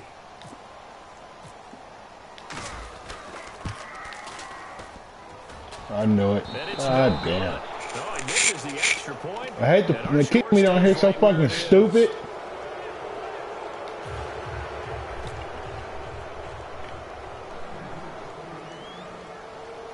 Number 1 defense, man. Gostkowski now after the touchdown. Well, number 2, Panthers. Fucking Panthers leading the league in defense. With the Patriots number 2 right behind it. Now the Saints, they trot their offense out here. And the turnover last time, that's sort of been symptomatic of their struggles here in this one. Big word. I like it, though, because you're exactly right. Like that, don't you? All game long, they've struggled moving the ball, turning it over on the last possession. Is that word again, symptomatic? Yeah. I like that. Your analysis, symptomatic of the success of this broadcast. What I like is that you gave me the word, I just kept using it. So a loss of 5, and it'll be second down. Got to give some credit there defensively. They snuffed out that screen early on first down. Really read it well, didn't they? Because they didn't bring the pressure that they expected. They covered all the passing lanes. So once you see it break down as the passer, I think in this situation, you're throwing it at the feet of your back to make sure no one picks it off, or you throw it away, throw it over the sideline. Don't try and freelance and try and make a bigger play. There's really no one else running a pattern that should be open. From the gun on third down, Breeze. This is caught. It's Cooks. A pickup of 5 that time and a first down. And now it looks like they're going to be in the hurry-up. A little football 101 there. You just see the receiver try to run down the defender, meaning he goes right at it. Give me that. Ah! At the 20. And he's going to be taken down deep into Patriot territory. A big play that time. Breeze. It's cool. We're going to take it right out. We're going to take it right from you. 5 yards. We about to take it right from you. First and goal here from the 9. They'll run here with Ingram. That run game not working today. You're going to have to put that on layaway. Every team we ever talk to that continues to run the ball in a game, even when they haven't had much success, all talks about attrition, don't they? If you keep running it, eventually good things are likely to happen. It's been a hard go in this game today, hasn't it? Yeah, this defense, they've met pretty much every challenge in front of them this afternoon. Ooh! Give me that pick. Give me that pick. Give me that pick. And he is going to go down. Back at the 11-yard line. Lamar Houston in there to get him. And that's sack number 6 for him on the year. Breeze now on 3rd and goal. His pass caught at the 4. It'll be a gain of 8, but it'll also lead to a 4th down. They didn't get the first down, but I have to say I do like the call. I like what they were trying to do. Try and hit your receiver on the run and see if he can pick it up. Keep it on his feet, get a little rack yardage. Yeah, but a nice job defensively to get to him and keep him short of the first. Still just the 3rd quarter, but they've got to make something happen. I think they know that. They're going for it on 4th. Your boy looking tired over there. Breeze going to go on 4th down, and he is into the end zone. Touchdown, New Orleans. Only why you got that, because I blitzed that linebacker, but it's okay. Touchdown on the year. It's okay. Patriots Nation all day. The call is to go for 1 and kick the extra point.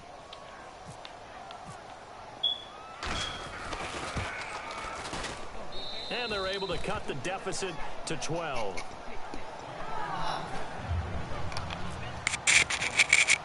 Morstead out now following the touchdown to kick.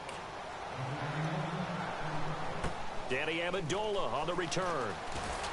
And he'll be brought down at the 23, make it the 24-yard line. Now the Patriots offense, they work their way back out onto the field. And they'll just simply be looking to build off the confidence of the last time out where they scored a touchdown. And confidence is powerful, isn't it? When you scored once, you feel like you can go back out there and get it done again.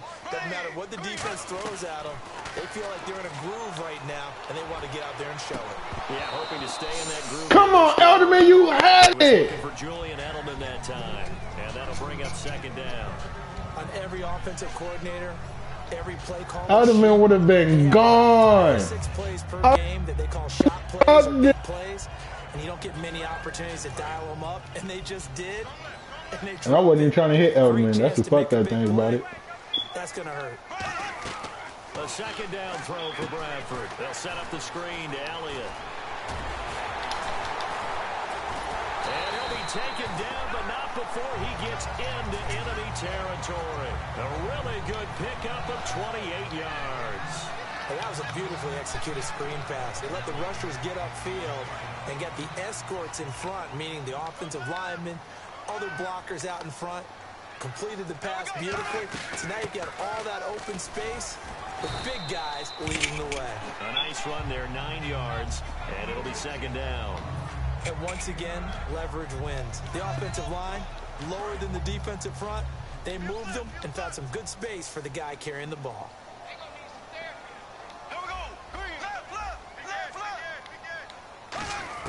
Second down, Bradford.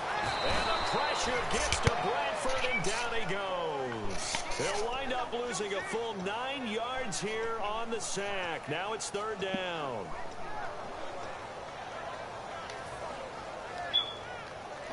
But what you think? It's a bad combination. So the D-line's going to spread out.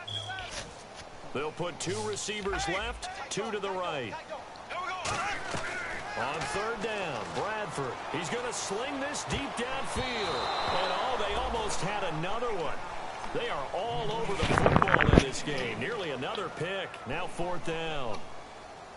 While an incomplete pass certainly doesn't look like a good play, for the guy throwing it today, as many interceptions he's thrown, he's got to feel a sigh of relief that the ball actually hit the ground and didn't go in the other direction. And he'll get this away into the icy winter air. And a bit of a mistake there. This is well into the end zone for a touchback. The Saints coming out now to take the field. And they're going to need another score. Got one last time, but still down here. When you're playing catch-up, every possession becomes crucial. Bad combination. Get back out on the field, punch it in the end zone again. They know it's not easy, but what they do have going for them, they did score the last time. They think they've got a good formula working. And what about the defense? Well, now you're just saying... He's got him in. Complete. Touchdown, New Orleans. Brandon Cooks. An 80-yard touchdown. And the Saints are back within a score. I know Paul Revere talked about by land or by sea, right? You know, 1 by land, 2 by sea. He didn't mention air because right now we're seeing a big-time performance, aren't we? That's 2 touchdowns so far in this game. Where'd you pull that one from? And, you know, every now and then I actually listened in history class. And you're just a scholar all the way around. You're reading all the time. I like that you fit Let's that in. go. Fuck all that You know, I shit. just grab a nugget when I can. Now Amendola. Solid return, pretty good field position. They'll start at the 32-yard line. Out comes the New England offense to see what they can do this time. And a tight game after punting last time. See if they can get something going on this drive. As they head to the field now, with the game this close, you got to feel there's a sense of urgency for them going on offense right now. But they have to do it without letting panic creep in and affect their run. And for one of the few times here today, this run's not going to go anywhere. No gain on the play there, 2nd down. But it was stopped on that play. We've had plenty of carries all afternoon. Every now and then the defense is going to win one, but I don't think they'll shy away from handing it to them the rest of the game. And the D-line pinching together must be expecting the run. Here we go. Green. Now a 2nd down throw for Bradford. Sideline throw, it's complete. And a nice job there of keeping the toes inbounds. I do have to admit, I like it when it all comes together. When the top part, catching the football, right, whether you're catching it with your hands or cradling it, comes together with the legs, in this case the feet, doing a little toe tap to stay in bounds and complete the catch. And a great job by our crew on the camera shot. Love when you see the grip. And no escaping this time as he'll go down. They got him for a sack. Cameron Jordan in there to get him, and that's sack number 8 for him on the year. Here's Ryan Allen now as he'll punt it away for the 2nd time.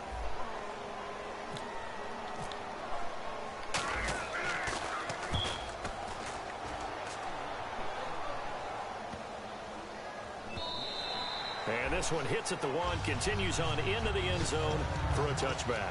Out is the Saints offense now as they get ready to take over here. Last time they were out, they scored. Still trailing here, though, so some work to do. But it's okay in terms of mindset. Because they scored the last time, they're not quite as worried about being down on the scoreboard because now their confidence is a little bit higher. They feel like they've got something going, and they feel like they can attack again and put more points on the board. Are you scoreboard watching if you're the offense, or are you just focused on this drive? We wouldn't be telling the truth if we said that they didn't scoreboard watch. Everyone does it to some extent. But you've got to set it aside right now and just focus on this series. That'll take care of the scoreboard if they punch it into the end zone. Again, we'll see the pistol here.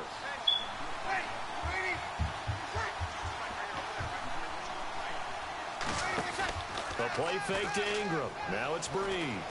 He throws and he hits the slant route to Thomas. And he'll get this up to the 30-yard line. A nice pick up there, 10 yards, and it'll move the sticks. In his career, he has a spell of 10 straight seasons, 4,000 yards or more, only quarterback to do that. We're seeing more of it here in this one. We better not take it for granted. Move on in the game. Okay. It's vintage Drew Brees, but it still is excellent.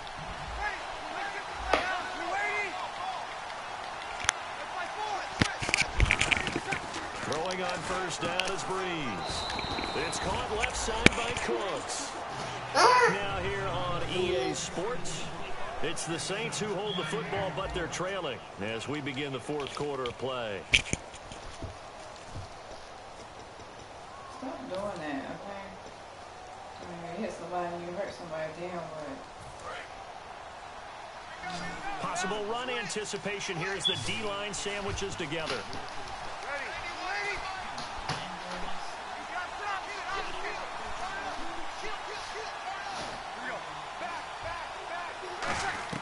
Now Breeze throwing on 2nd down. And he's got it over the middle. Flainer.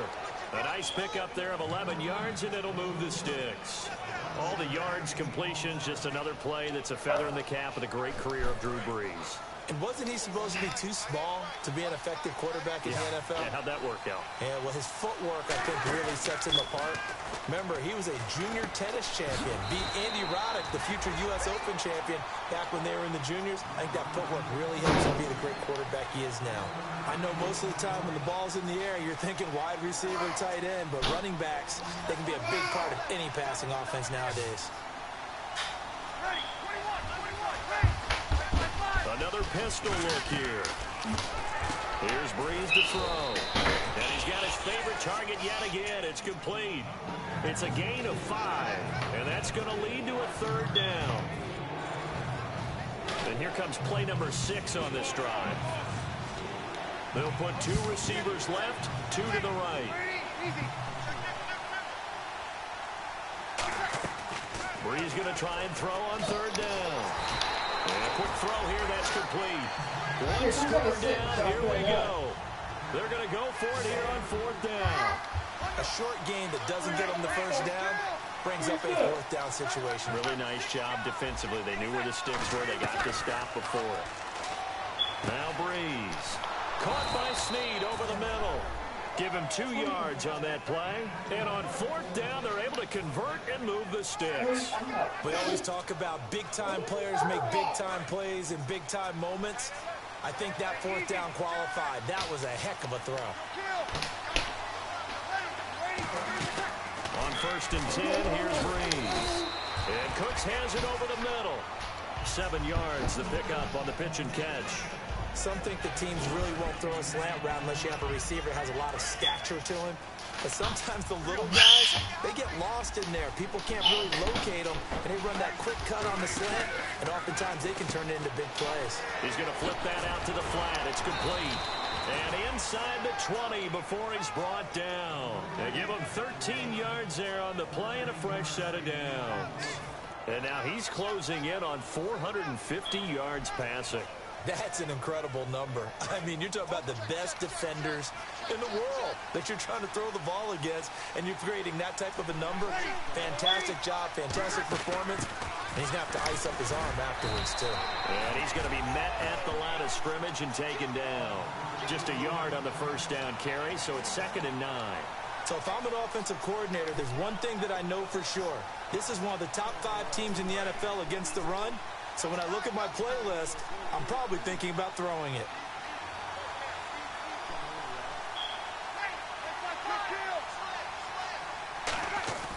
On 2nd down, here's Breeze.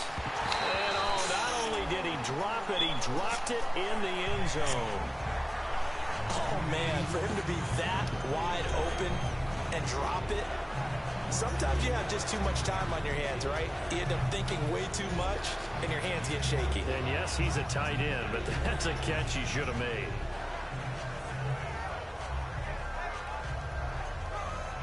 And a really long drive here, and it goes on and on.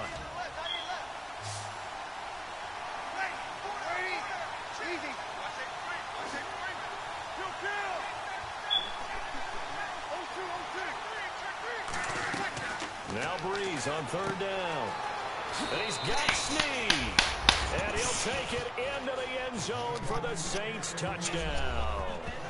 Willie Snead with his 2nd touchdown of the game and 5th on the year. And the Saints have moved out in front here in the 4th quarter.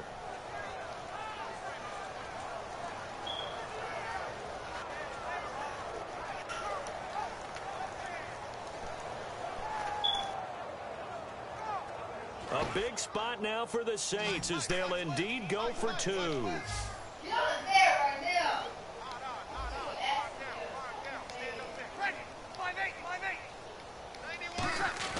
Breeze is going to throw.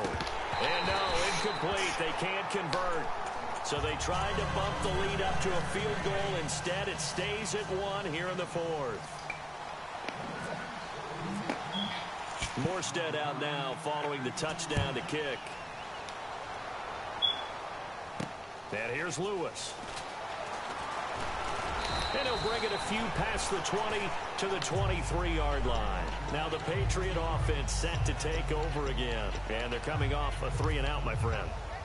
I think they've got to look at that play sheet and go to a spot that they haven't gone before. Time to shake things up a little bit to try and get this offense moving. Okay, so how do you do that? How do you shake things up? You look at what you've called before, realize it hasn't worked Go to so something well, else. and maybe try and find one of those special plays from one of your better players, and maybe try and hit something big and get things going in the excitement area. And he gets this one just shy of the 40. They'll mark him down at the 39. I know anytime you watch a team run the ball really well, there's some pinball effect, people bouncing off of each other. There's also some things of beauty in there. You see these nice, explosive, strong runs. And this guy, he knows how to carry the football really well and continually wants the football. Why? He knows the offensive line's going to give him great effort, and he gives great effort himself to finish off runs. They go play action here on first down. He'll buy some time right. Wide open receiver complete.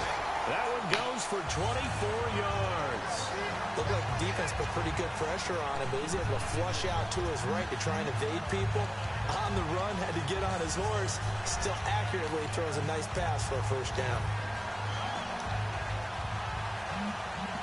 And let's see what the defensive coordinator may have up his sleeve here to try to get this final last stand and win this football game. Here we go now. Ace.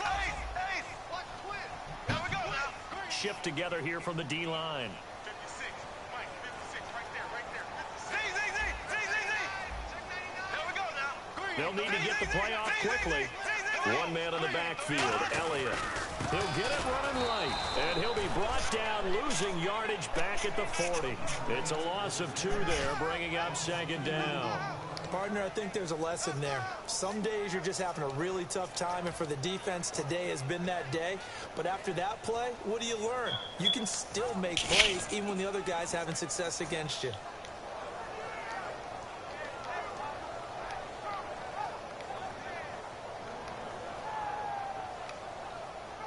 Getting late in the 4th now, Charles. 2-minute warning just around the corner. Yeah, some teams just want to get to that spot, take a breath, and then come out and attack for the rest of the game. Throwing, Bradford. They'll set up the screen to Elliott. Time for a break. We'll come back, see what transpires after this.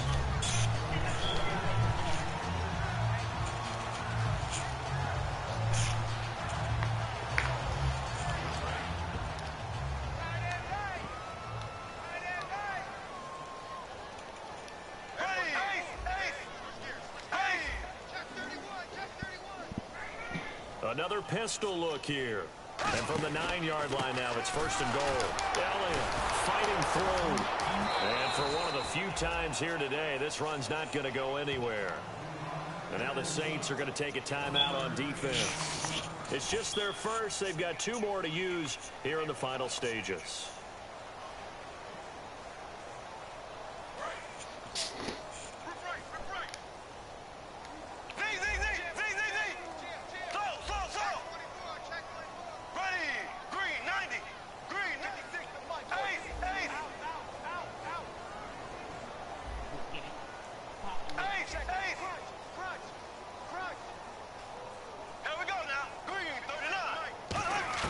They'll look to throw. And this is caught. It's Edelman. And he's in. Touchdown, Patriots. Julian Edelman, his 6th touchdown of the season. And the Patriots have moved out in front here in the 4th quarter. And touchdown, and congratulations, and 0 relaxation ahead of them, right? Way too much time on the clock for them to start celebrating. Part 1 is done, but now on the sideline, you can already see them scrambling down there. They're getting those defensive guys ready. Yes, you have to get those guys ready, and you also have to talk to your special teams guys. Make sure the kickoff is exactly what you want and cover it well.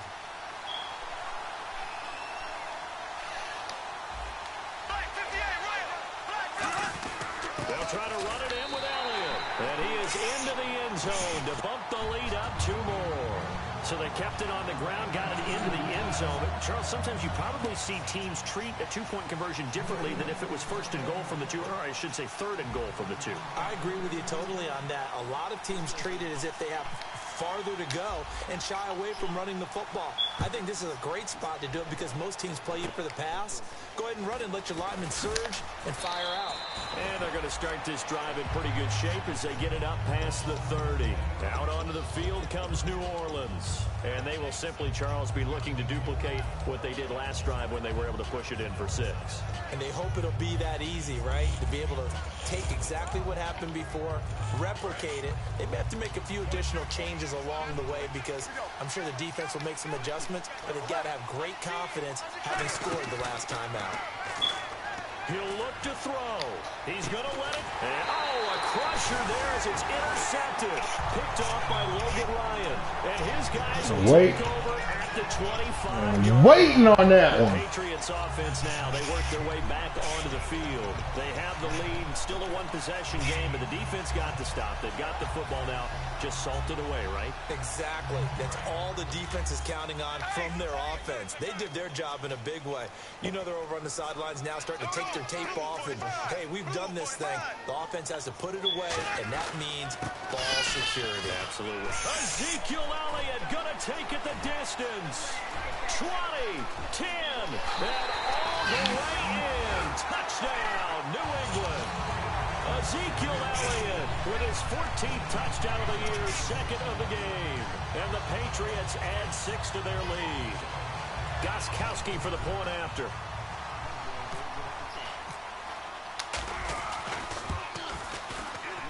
And the lead is up to 14.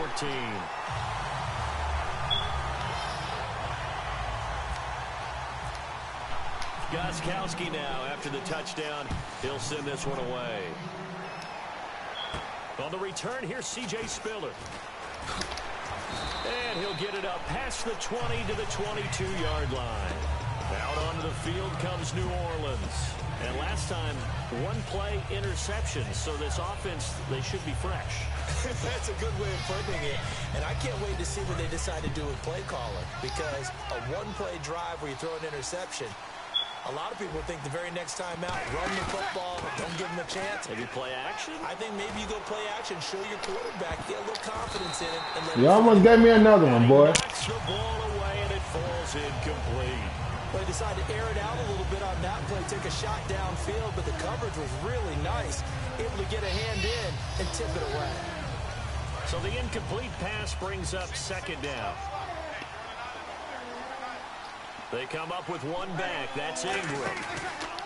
They go play action for Ingram. Now Breeze.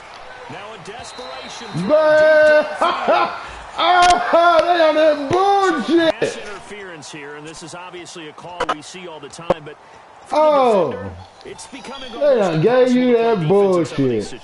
You're trying to play through the receiver to the football. If there's any kind of I'm trying to pick the ball off. Those officials will throw the flag and call interference. Now Breeze. Kobe Flater, the tight end, his intended target. And now it's second down. And that incompletion was caused by the defense. I think they were trying to get one into the middle of the field, trying to find a receiver there. But they were in zone defense. And what are the advantages of being in zone? Eyes and reaction. Oh, he dropped it. He a bomb. Oh, he a bomb. When he throws the ball to that spot, and that's exactly what happened there. Able to get there and knock it away. Oh, he a bomb. So here we go now. An extra defensive back in there on 3rd and 10. Here's Breeze to throw. Oh, no. No. Oh, it's a touchdown if he holds on. Instead, it's 4th down. I'm not quite sure how he wasn't able to hold on to that one in the end zone. A great opportunity lost, but a lot of relief for the defensive guys. When they get into film next week, they're going to want to know what happened. Where was the breakdown that almost allowed a touchdown? 2 receivers left, 1 to the right. To throw is Breeze. And that is incomplete. They had to go for it with such little time remaining. And that's going to be just about all she wrote for this. Yo, man, good game, though. I give you that. I give you that. All the bullshit that was going on, man. I give you that. How do they rally here and stop this offense? Well, hopefully there's some determination that sets in because they weren't ready to go on the last one. Give all the credit to the offensive guys for getting it done, but to allow a run of that length, That's just not being prepared. So now, are they determined? Are they ready to read their keys and make the proper plays? And we'll see how determined they are.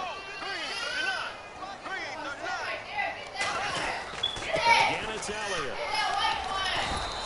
9 yards on the pickup there, and it keeps the drive alive. That's a good, nice, crisp run for a first down. I wonder if the defense might have been loosened up a little bit, maybe anticipating a pass instead of the run that they got. So they pick up the first down after the run, and now they approach for the fresh set. They come out here in the eye.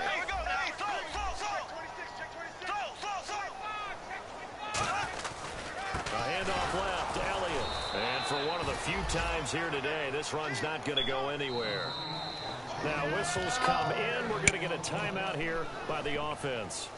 It's just their first. They've got 2 more to use here in the final stages.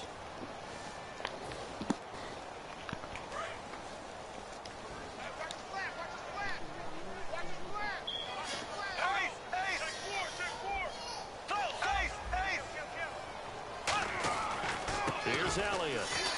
Room here to run. Ezekiel Elliott gonna take it. I just had to. I had to go for the record, bro. I had to go for the record. I just wanted 5 yards, bro. I just wanted 5. That nigga Ezekiel Elliott broke the record. This victory, the extra point. It's up and good, and they add 1 more to what will wind up a fairly lopsided victory. So we had action to the very end of this one. The score on the final play that they didn't need to have. They didn't just run out the clock, though. They added to their final total. Played it all the way to the end, and you know, some coaches preach that and tell their teams, that's what I want all the time. And they feel like if they don't do it themselves, they're not living up to the message that they're sending out. So for the Patriots, the final 2 weeks are going to tell the story for them as they move to 9-5 with a win. And they'll hit the road next week to take on the Baltimore Ravens. Meanwhile, for New Orleans, their slim playoff hopes are gone now as they fall to 5-9. And they'll be back home next week for a date with the New York Jets.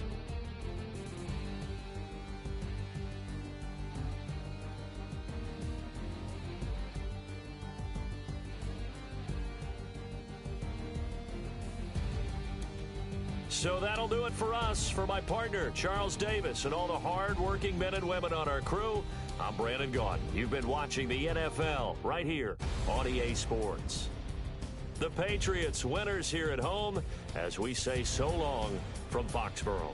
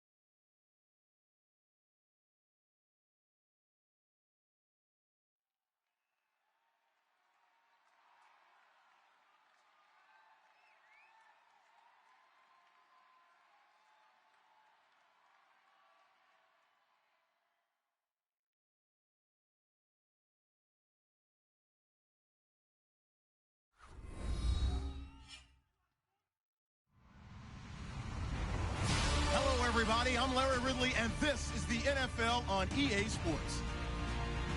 We could be in for some serious offense today. The Texans are top 10 in total yards, and they go up against the Chargers, who will have to try and slow them down. With that, it's time to hook up with our commentators in the booth as we turn it over to Brandon Godden and Charles Davis. Larry, they broke ground on this place in the year 2000, opened it in August of 2002, and it's been the home of this franchise ever since. Welcome to NRG Stadium in Houston. Today, we're set for a good AFC matchup between the San Diego Chargers and the Houston Texans.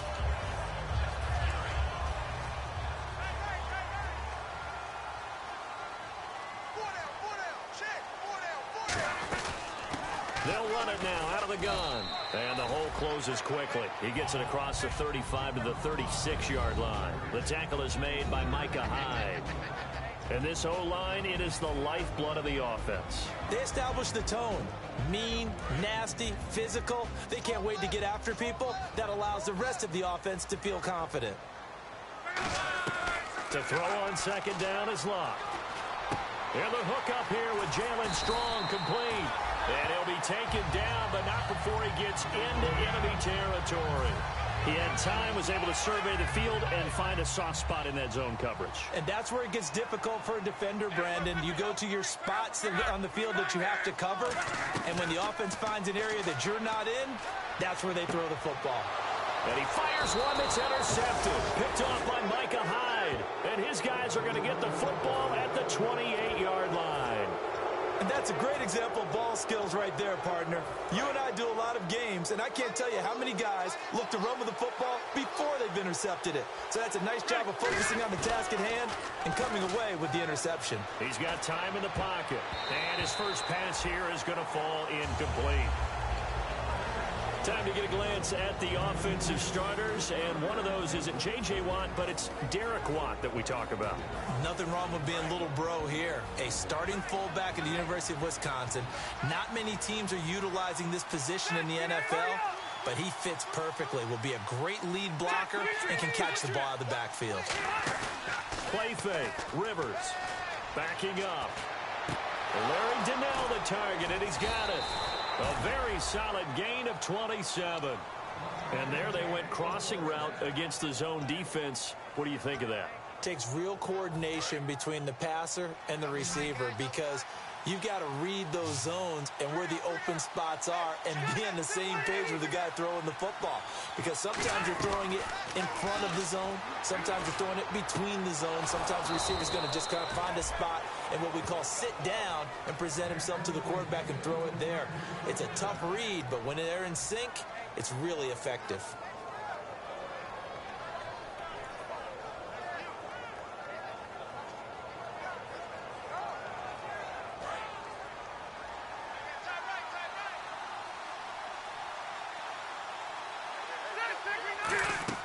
Rivers on first down. Screen pass to Charles.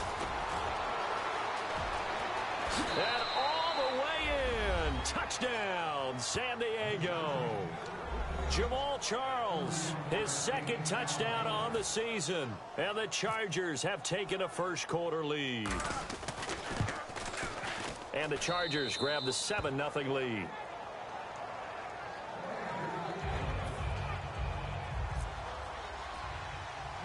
Now after the touchdown, Drew Kaiser to boot it away.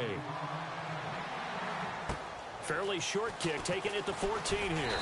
And they'll be set up pretty nicely here as they have it up to the 35-yard line.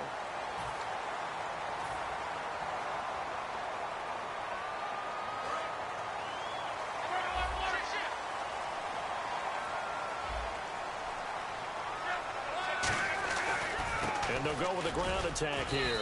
And he is met at the line of scrimmage, and he goes down right there.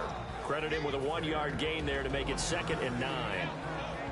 Time quickly to look at the Chargers defense. Manti Te'o continues to evolve as a linebacker. Known for his ability to cover the pass coming out of college, he's added excellent run-stopping ability along the way. And he rifles one incomplete. And you would have to think an obvious passing situation here on 3rd and 9. Throwing on 3rd down, Luck. And he couldn't hang on to it through the contact. Incomplete. It looked like they had something there, but I think that he was thinking about running with the football before he actually hauled it in, and that led to a big drop.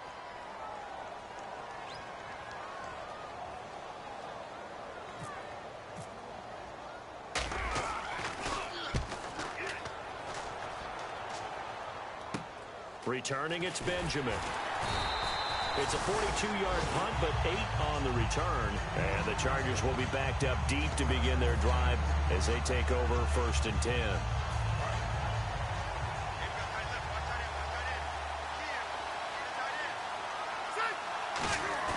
Now a play fake here on 1st down. He's got time. And he's going to be brought down. Back at his own 6-yard line. And there they bring pressure from the inside, and they get home. Yeah, hard to block everyone, isn't it? And on this play, someone did not get blocked. He's the one who got home. Rivers now on 2nd down. Oh, it's a screen pass. That's complete. And he'll get it up a little shy of the 15. They'll spot him down at the 14-yard line. It's an 8-yard pickup, and that'll make it 3rd down. I wonder what was going through his mind when he got the play call. He just got sacked on the previous play. He knows they're coming after him again. A little bit of guts to stand in there, take the hit, and successfully complete the screen pass. Really well done. On 3rd down, Rivers caught on the left side by Benjamin. And he'll be a couple yards shy of the 20 at the 18. It's a 4-yard pickup, and that's going to make it 4th down. Good throw, good catch, but I really like the route. The drag and being able to run away from defenders. Hard to stick with them for that long. Yeah, better against man than zone, or? Better against man, because now you're running away from someone and you're not running into a defensive player in another zone. Now a fair catch taken just across midfield, maybe by a yard or two. It's just a 30-yard punt that time, no return. And out will come the offense as they take over. And now out comes Houston. And last drive, 3 and out. Still a goose egg on the scoreboard. How do they break that goose egg? They've got to find a way to get the ball in the hands of their playmakers, get them some space, and try and make a 1st down and get some momentum going. It's been a struggle for them throughout the game, and that 3 and out on the last possession, that told you just how stalled they are on offense. So who will step up here? We'll see. Here's Luck. And the tip there altered the ball flight, and it falls incomplete. It'll be 2nd down. Anytime a ball's thrown in the middle of the field, it's popped up in the air, I expect someone to catch. It doesn't matter whether it's offense or defense, because there's usually a great amount of bodies in that part of the field. In this case, no one came up with it. They'll run it now out of the gun. And he'll take this one down to about the 40. He only got a couple on that one, so not a ton of help. They'll have a 3rd and 8 forthcoming.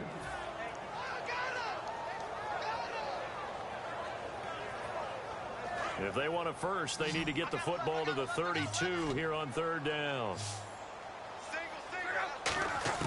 From the gun on 3rd down, Luck. And incomplete. The contact made the ball roam free and brings up 4th down. As tight ends go, he might not provide the super flashy plays very often, but he's pretty reliable. Usually an excellent target and normally catches what's thrown to him, but he didn't on that play. His first punt, 45 yards. This looks good as well. And that'll hit in the end zone. Much too much leg there. That'll be a touchback. And now San Diego getting set to go. And on the last go-around, they really couldn't get anything going.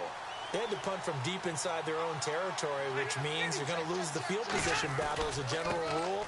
What they're looking for now is a little more consistency, move the ball at least a few times on offense, get a couple of 1st downs, and hopefully flip the field. Yeah, just something to build off of. That's what they're looking for here. 2nd down, Rivers. And he's going to drop this off to his fullback. That one goes for 13 yards, and it moves the sticks. I think the good offensive coordinators of the league now are looking at the fullback position and finding the right guys to hide in that spot and increase their passing game, as we just saw there. How about the run after catch? Racked him. Well, yeah, whether it's a true fullback, a tight end, you put in the fullback spot, you know they're going to be tough to bring down if you can get them the football in the passing game. Jadeveon Clowney there on the stop. And a look now at the defense for Houston. Whitney Merciless is rapidly becoming one of the top outside linebackers in the game. As well he should. With that name, he's got to be great. Now a second down throw for Rivers. Over the middle here to Donnell. And taking it across midfield and inside the 45. Final 30 seconds of this first quarter. And it's been a quarter dominated by the guys with the football. They go play action here on first down. And no escaping this time as he'll go down. They got him for a sack. Vince Wilfork with a great push up front. He picks up the sack and a loss of 8.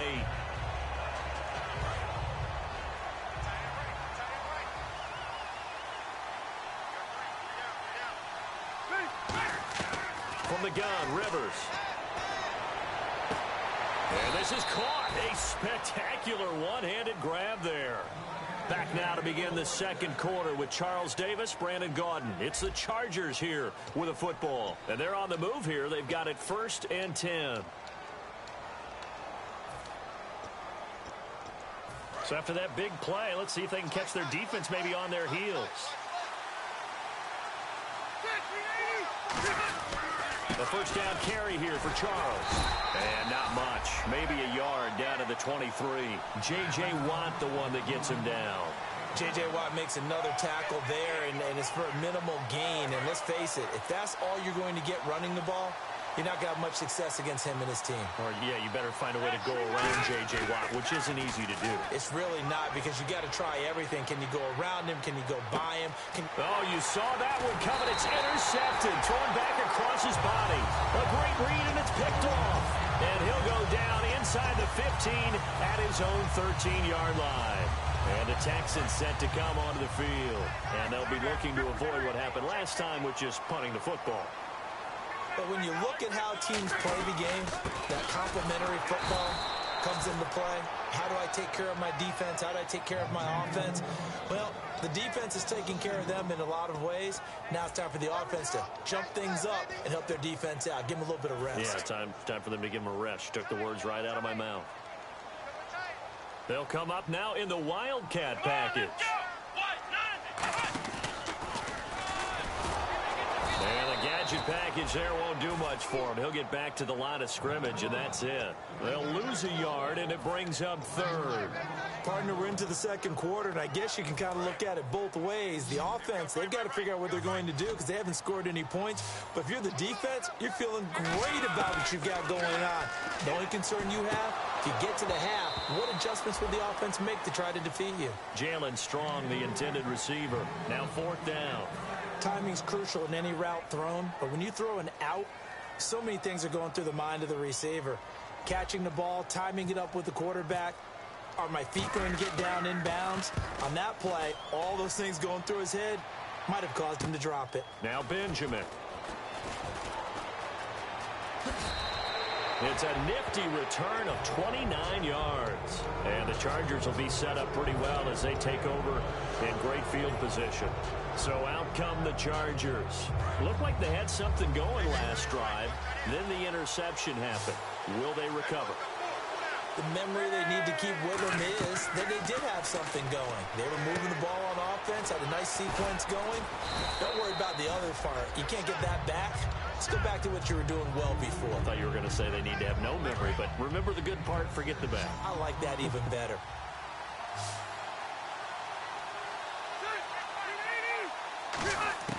From the shotgun, it's Rivers. And they're not able to hook up there. Incomplete. He was looking for Travis Benjamin that time. And it's 3rd and 4. He's thrown one interception already, and that doesn't necessarily mean the rest of the game is going to go like that. But it does seem that he's a little bit off in his approach to this one. Yeah, it does. And that was a risky throw right there.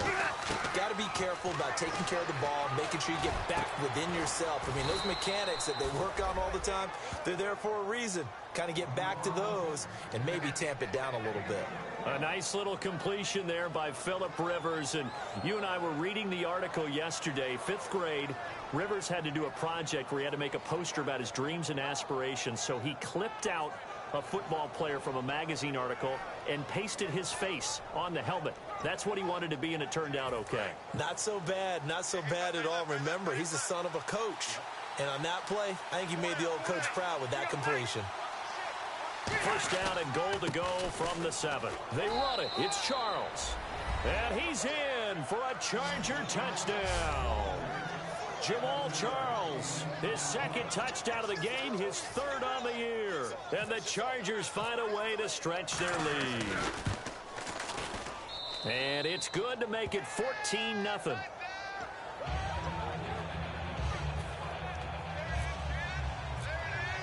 Now after the touchdown, Drew Kaiser to boot it away. That's fielded in the end zone. And he will be brought down here at about the 17-yard line. And now out comes Houston. And 3 and out on the last drive. No points on the scoreboard. A little soul-searching now. I would say so, and they need to help out their defense a little bit. They've had to be on the field a lot more than normal, put them in some tough spots. But what's the old adage? When you get another chance, it gives you a better chance to do it right. It'll be a pickup of 10 yards. And that'll bring up a 2nd and just about a few inches here. See if they stay on the ground for 2nd down. That was a good, strong run there. And while it won't pick up a 1st down, it was definitely something needed by that offense. A positive run. They got a good push by their guys up front. Maybe something they can build on as this game continues. One of the best routes, one of the favorite routes of any play caller. He just ran that one. Nice little angle route. That's supposed to be a catch, and usually it is, and the running back dropped it. Yeah, I mean, he's a running back, but he's got hands. He should have caught it. And the offense looks to pick up the first here on 3rd after that incompletion. They come out here in the I. They'll run for it here. This is Plush, the fullback. And he picks up the first before he's taken down at the 29. 3rd and inches, they just hand it to the big battering ram there. That's football 101, isn't it? That's bread and butter. Turn around and hand it to the big fella and let him get forward for a 1st down. They'll run it now out of the gun.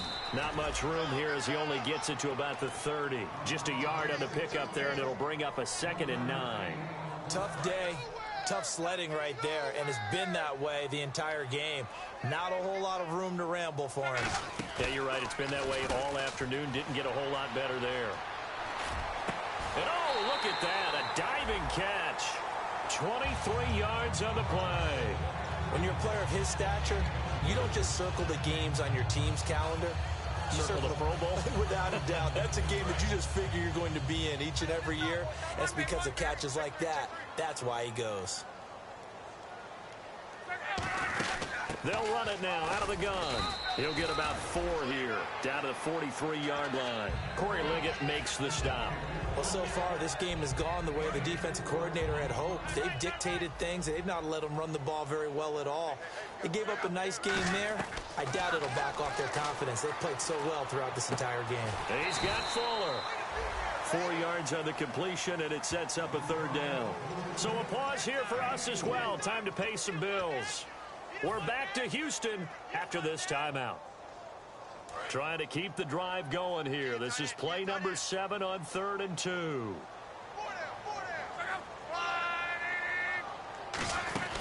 They'll run it now out of the gun. And he picks up the first before he's taken down at the 29. It's a gain of 11 yards that time, and it produces a new set of downs. Well, so much for him being bottled up throughout the day. Finally finds a way to break through and get a really nice gain. The defense had felt great about what they had. And he's in. Touchdown, Houston. Will Fuller, his 2nd touchdown on the season. And the Texans draw a bit closer. And there they got him the ball. Just get it to him, let him do the rest. You know, he probably said that to his quarterback as he broke the huddle. I like the play call. Just get it to me. I'll take care of the rest of it. Helping out his rack, right? R-A-C? Run after catch, and he loves that, and he's going to carry that in at contract time.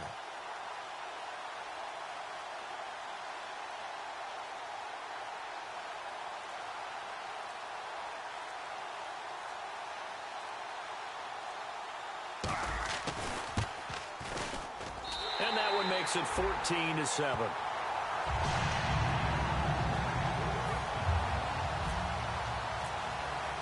Now it's Novak on. He'll send this one away following the touchdown. This fielded a few yards into the end zone. And he'll take it back to about the 19-yard line. And now San Diego getting set to go. And they were able to punch it in the end zone last time. They'll be looking to do that again here for the defense. Obviously, they'll be looking to stop them from punching it back in the end zone. It always is punch-counter-punch, isn't it? And which team has the advantage? Well, let's just go back. Last time on offense, they rolled downfield, got into a good rhythm. You can see a little more bounce in and out of the huddle. You can see the sideline really get into the game. So defensively, you're thinking to yourself, how do we take that away from them? How do we get the advantage back? Let's see what they come up with. I think pressure is always the first way to go. Yeah, you love pressure. I love it. We'll see if they dial it up this drive. One receiver left, that's Allen. Throwing Rivers. He's going to float this one deep right side. A 50-50 ball here, and it's intercepted. A great read, and it's picked off. And his guys are going to get the football at the 23-yard line. And now out comes Houston. And that last drive, a long drive, but not just that. They had a great air attack going. Do they stick with that? I would think that they would, because if they were confident enough to do it on the last drive, starting backed up in their own territory, why would you change anything? They've got to be confident about what they're presenting and continue to do so. Yeah, because the secondary, they really look clueless. And that was amazing because that drive went and went, no adjustments, and no big plays by the defense to knock the ball away. Now they try the right side here. And he got blown up on that play. Back at the 20.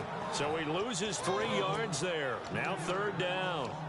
The evaluation process in today's NFL does not take into account as much bulk as it does speed. And that's what we're seeing with the linebacker position. Those guys that can run, they can play at any spot because they can make plays on the opposite side of the line of scrimmage. Going deep this time for Miller. And he can't come up with a pick. Nearly his second of the game. Instead, fourth down.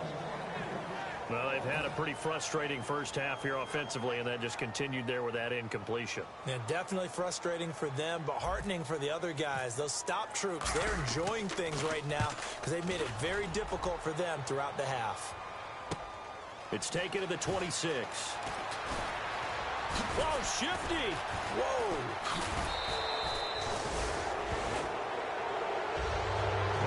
Looks like he's in some discomfort after being tackled at the end of that return. We'll check on his status when we get back.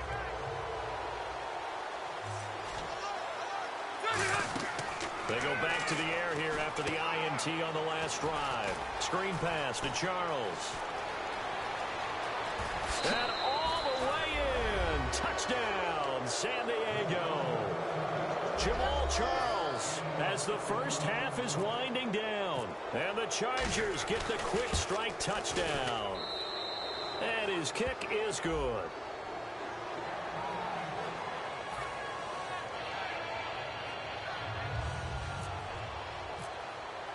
Now after the touchdown, Drew Kaiser to boot it away.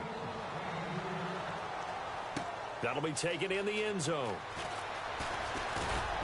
And he'll get across the 20 before he's brought down at about the 23-yard line. Now the Texans offense, they head back out to do battle here. And with time quickly fading here in the second quarter, not sure how aggressively, offensively they want to play this. I think we'll find out just how much they trust their guys in this situation if they decide to take a shot. Luck on first down. Going for the deep ball. And it's knocked away and incomplete. Brandon, what we just saw there is something we hear from coaches throughout the league. How are you going to defend what they call the moment of truth ball? Meaning a 50-50. The ball's in the air, defenders there, receivers there.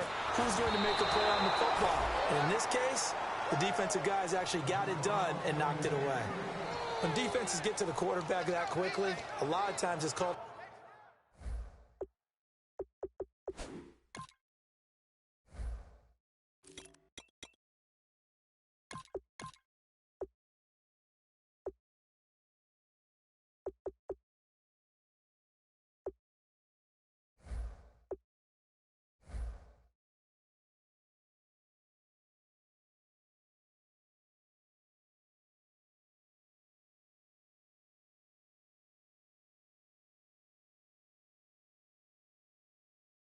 A jailbreak.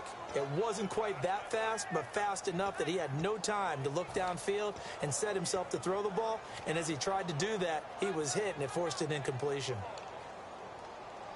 And unless this is a quick incompletion, this is likely the last play here of this first half. And some changes here as the D-line separates some. Now Locke. He's going to look deep down the field. And they can't get the long connection as it falls incomplete. So we have reached halftime intermission with the visiting Chargers on top. As we send you on over to Orlando, we'll check in with them on. Here's what we think they're going to do to attack us in the second half. Nice first half that we've had, guys, but be prepared for some change-ups. We're going to see them when we kick it off in the second half. See how they handle any adjustments that might be made defensively. Here's Rivers, and he takes a shot on the release as this will be incomplete. Well, the numbers have been good in the passing game, and certainly a big reason why they have the lead. But now here, third quarter, maybe go to the run game a little more? Yeah, perhaps. I mean, after that incompletion, a little credit to the defense for shutting them down on that play. Maybe you try and run the football a little bit more in this spot. But they have to feel good about how they've been throwing it overall. Going underneath for Charles. Call it a gain of 3, and it'll be fourth down. Whether you're playing West Coast offense or not, one of the maxims of the West Coast offense is you're either throwing a touchdown or a check down. In other words, look for the big shot, but be smart. I think they did exactly that on that play. They didn't get the first down, but they're taking care of the ball well. Yeah, and being rightly cautious with that lead here in the second half. A big kick there. We'll call it 56 yards on the punt. And the Texans are going to have the football with a 1st and 10 deep in their own territory. They'll come out in the pistol. They'll give it to him right up the gut. And he's taken down, but not before he gets this across the 25-yard line. How many times do we say in this game that speed kills, and it does it in so many different ways? In this case, you got a back who's quick and shifty, can make moves, make people miss, but also gets to and through a hole before it can close down. That's some of the benefits of that speed, not just outrunning people in the secondary. And that led to a really nice game. It's complete to Fuller. It's a gain of 20 that time. And the Texans are going to have a first.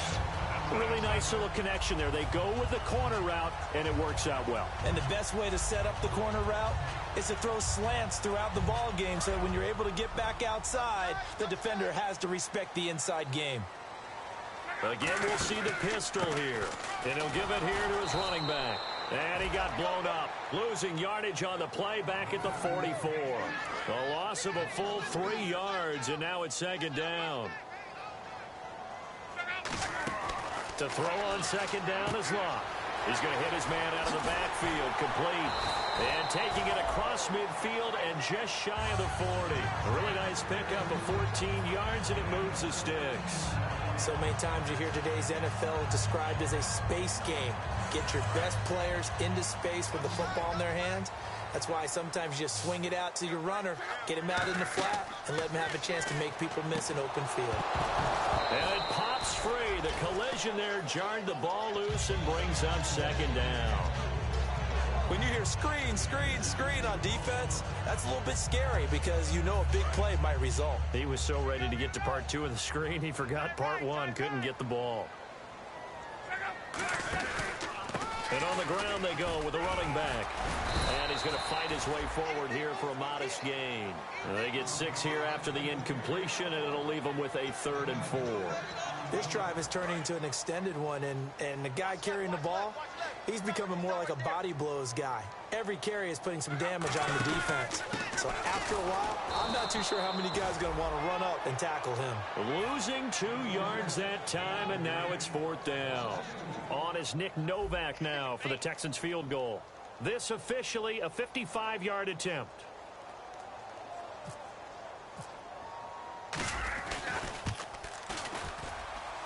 And he has got it from 55 yards away. That was never in doubt. So a good drive there to begin quarter number 3, but they're only able to shave 3 points off that lead. And now you put the pressure on your defense, who didn't particularly play all that well in the first half. But they're going to need to step it up here and make some plays if these guys are going to have any chance. The Chargers offense now, they get set to head back on the field. They've got the lead. Last time had to punt it, though. What's the key to this drive? I think it's leverage. The big guys up front. You know the motivational speech on the sideline is, guys, give us an opportunity. Protect the passer, create space for our runners, and let's go ahead and get these guys. Low man wins. Let's go do it on this drive. We'll watch that leverage on this drive. That was a really nice play, be able to stack that one up. When they get back in the huddle, he's got to tell his guys up front, great job.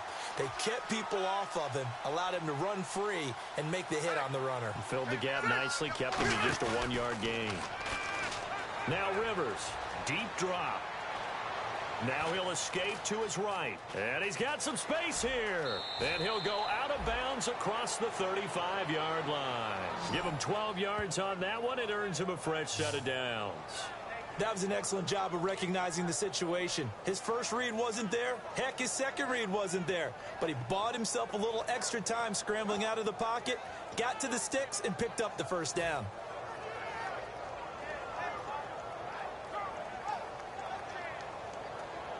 So here we go, 1st and 10 now.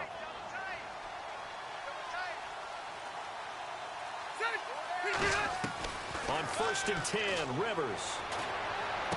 And his throw's going to be incomplete. He was looking for his tight end, Hunter Henry. And it's 2nd down.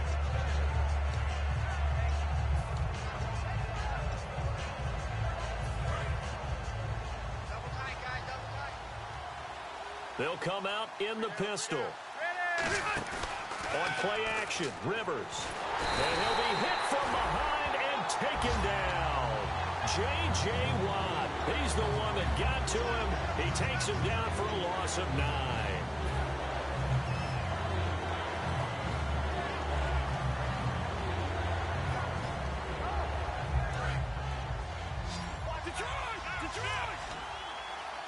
And the Texans have an extra defender in the secondary now on 3rd down.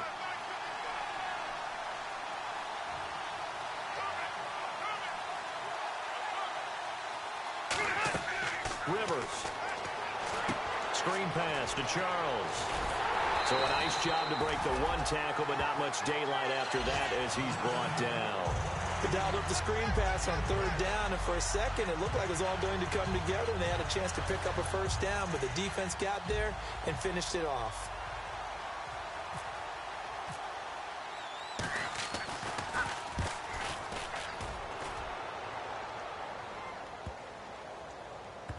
Oh, and what a play on special teams here. This is going to be down inside the 5, all the way down at the 2-yard line. And here comes the Texans now.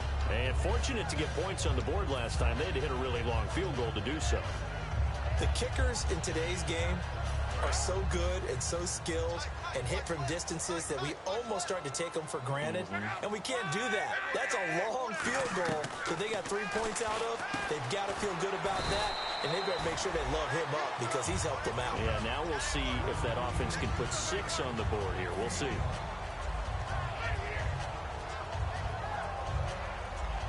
Second down now after the pass completion.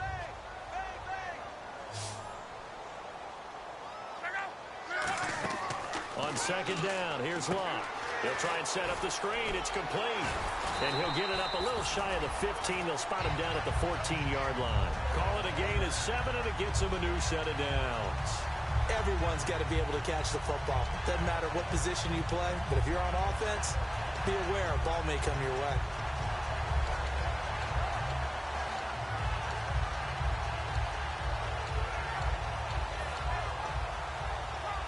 Fresh set of downs here.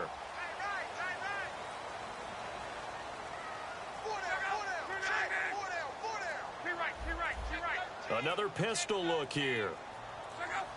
Play clock winding down. Now a handoff here to his running back. And he'll lose yardage on this one back to the 13. It's a loss of a yard there, and now 2nd down. When you're putting together a formula for winning defense, it's exactly what we're seeing in this game. Controlling the line of scrimmage, attacking, and changing everything so that now they're playing in the offense's backfield. They're playing an excellent game. Shrugs the tackle. Nice. And his throw's going to be incomplete. If you're a defender, one of the fun things about playing zone defenses, especially in today's football, is that it's not as static as it was in the good old days, meaning you just drop to a point and react into the football. Now you end up with a lot of man-to-man principles once you get into your zone defense. In other words, get to your assignment and then locate a guy coming into your area, and then you end up covering him almost man for man. That allows him to make more plays on the football like the one we just saw there. Now Love. And he fires one, but incomplete. But no second guessing the call here. It was 3rd and long, so throwing the football was probably the smart play to try and pick it up. But they don't get it, and now the defense goes off the field feeling pretty good about themselves, gaining some momentum as they force them into a likely punting situation. And he deserves a bronze leg as he gets this one away. Fielded at the 33. Back now here on EA Sports. It's Charger football, and they've got the lead as well as we begin the 4th quarter.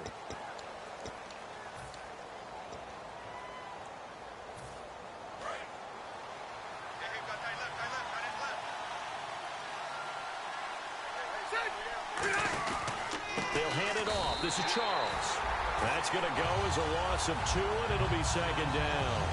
No matter what defense is called versus a running play, linebackers are telling the defensive guys up front, you take care of the offensive line, keep us uncovered, let us run to the ball, we'll make big plays. Well, that paid off there. All the guys up front, the big fellas, they controlled the 5 offensive linemen. That allowed the linebackers to see the openings, sprint through the gap, and snuff that play out in a hurry.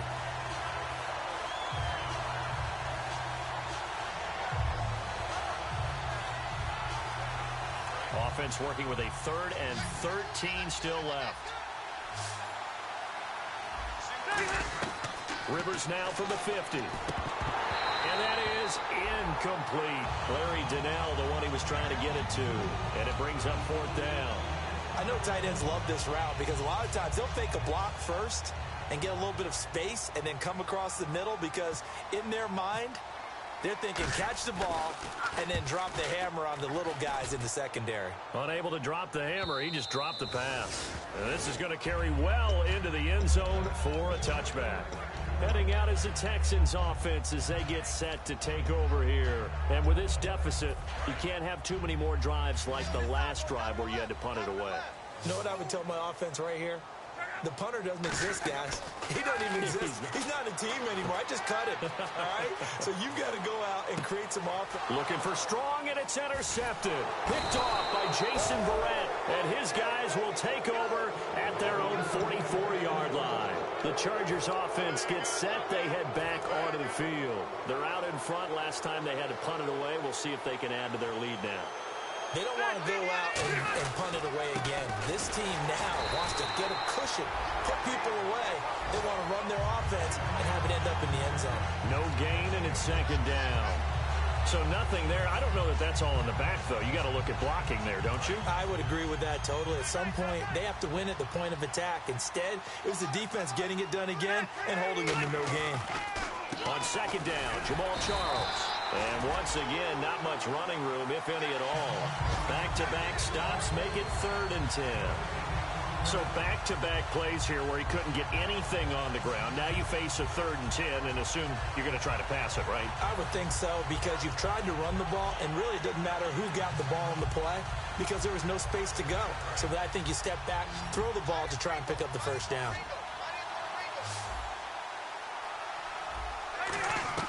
On 3rd down, Rivers. Now a hit, and Rivers lost the football. And the Texans scoop it, and his guys will take over at the 30-yard line.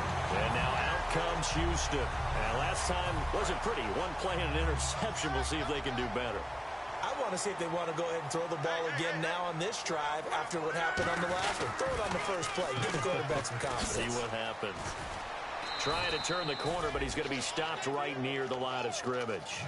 No gain on the play. It'll be 2nd down.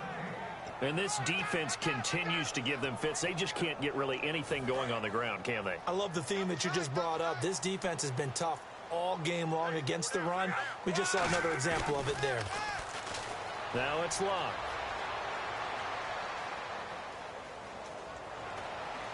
And unable to connect on the long pass. It falls down incomplete. Defense has set themselves up nicely. 3rd and 10 now. The defensive line disperses a little bit here, maybe expecting a pass. Throwing on 3rd down, Luck. He hits his target, left side, Watson. The pickup of 11, and it moves the chains. And in a 2-score game, obviously, every play, every 3rd down, like we saw there, magnified, big pickup. It was a huge pickup. What they really want, though, is to not even get to 3rd down. They've got to maximize time and conserve as much as possible. Now they'll run it on the toss. And he's eaten up at the line of scrimmage. Might have gotten a yard down to the 16. And brought down there by a pair of Chargers on the stop. And they still need 8 yards for the first here on 2nd down. Okay, no score on that play, but this guy's been a touchdown machine all year long. You know they trust him with the football. Rolling to his right. And is caught inside the 5. And he'll take this one in for a Texans touchdown. C.J. Fedorowicz, his first touchdown on the year. And the Texans use the short field to their advantage as they cash in for 6.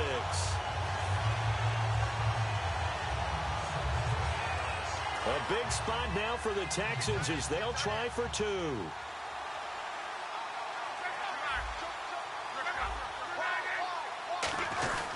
And they'll go on the ground. But he will not get in here. He's stopped up short of the goal line, and this will remain a 5-point game. So they got one of the 2 touchdowns they needed. Now for the onside kick.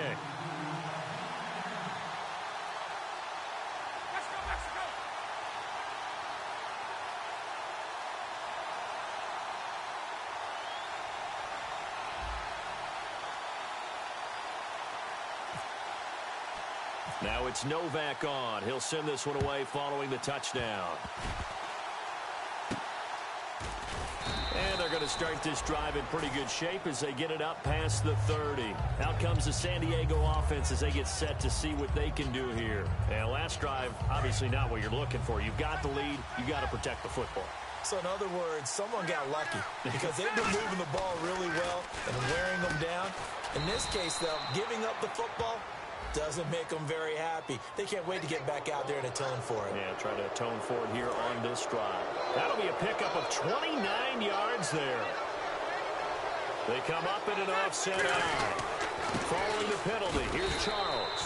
And his rough afternoon continues. He's going nowhere again. No gain on the play there. It'll be 2nd down. So nothing there, but maybe you blame that on the blocking. Yeah, at some point you've got to win at the point of attack. And on that play, that was all the defense. They made it happen. Throwing, Rivers. And look at this. They get the turnover they needed. It's intercepted. A great read, and it's picked off.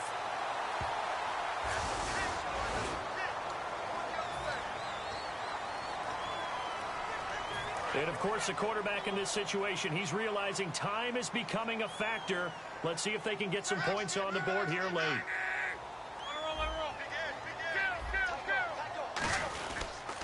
Now they'll run it on the toss. And he'll lose yardage. Brought down.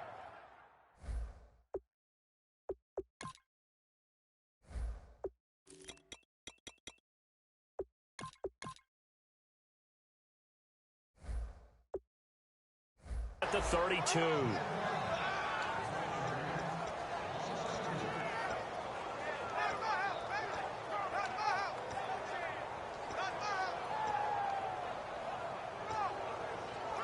Time starting to run out here in the 4th. This defense just trying to keep the offense off the board and preserve this potential victory.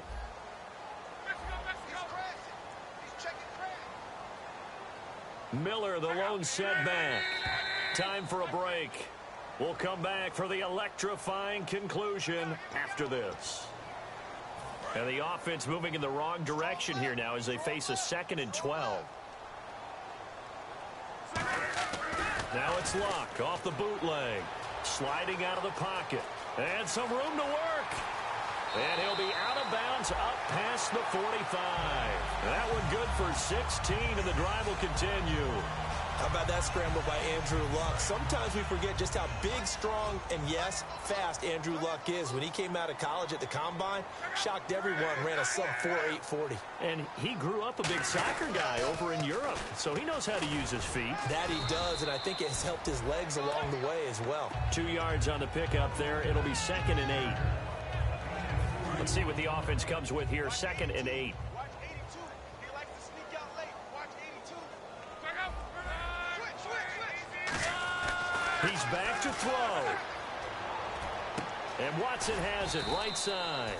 That throw good for only a couple. It brings up 3rd down. Got to give credit where it's due. Really nice defense on that play. The pitch and catch was successful, but not any run after it. It's 3rd down, 6 yards to go for the offense.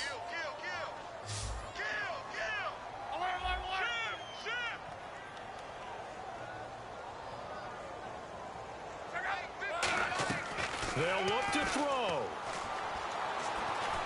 And he's got Miller. And he will have a 1st down as they get him to the ground at the 37. And fits the exact right word. Over the middle, there's almost always traffic, so anytime you're a receiver in that area, you're not just focused on catching the football. You're wondering where the collision's going to come from, right? Because there's almost always someone. And, oh, a crusher there as it's intercepted. Picked off by Lardarius Webb. And a terrific return as he'll take it up past the 35. Now the Chargers offensive unit ready to see what they can do here. And 3 interceptions in this game. And I would have to think, I wasn't a quarterback, but number 4 is kind of, oh, you're like, oh, man, I can't throw 4. No, what's interesting is what do the coaches decide to do now? Having thrown 3, do you all... Well, now the Texans are going to stop it as they signal for a timeout. It's just their first. They've got 2 more to use here in the final stages. They come out here in the eye. Again, it's Charles. And the play goes nowhere. Losing yard. Now the Texans want to call another timeout. That'll be their 2nd, so 1 more chance to stop the clock here. And we'll be back.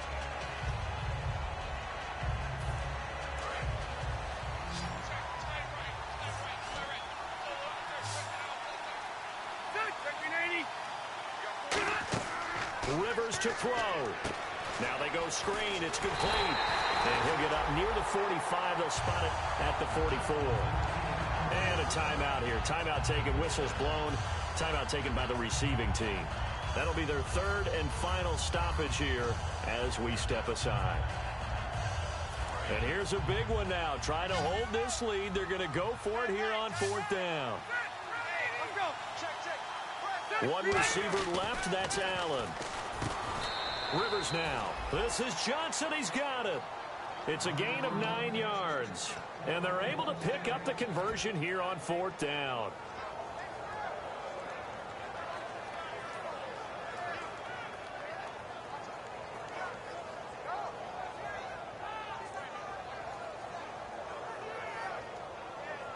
Offense comes to the line now, 1st and 10.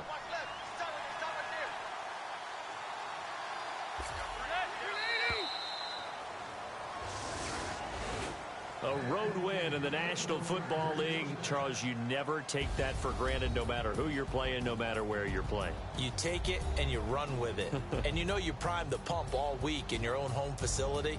No one thinks we can do this. Only people who believe are right here in this room. And then you go on the road, band together, and get it done. So for San Diego, it's a win that was long overdue as they move to 1-6 now on the year. And they'll head back home next week to take on the Dallas Cowboys. Meanwhile, for the Texans, the loss drops them back to 4-3 so far. And they'll get a chance to redeem themselves next week at home against Jacksonville.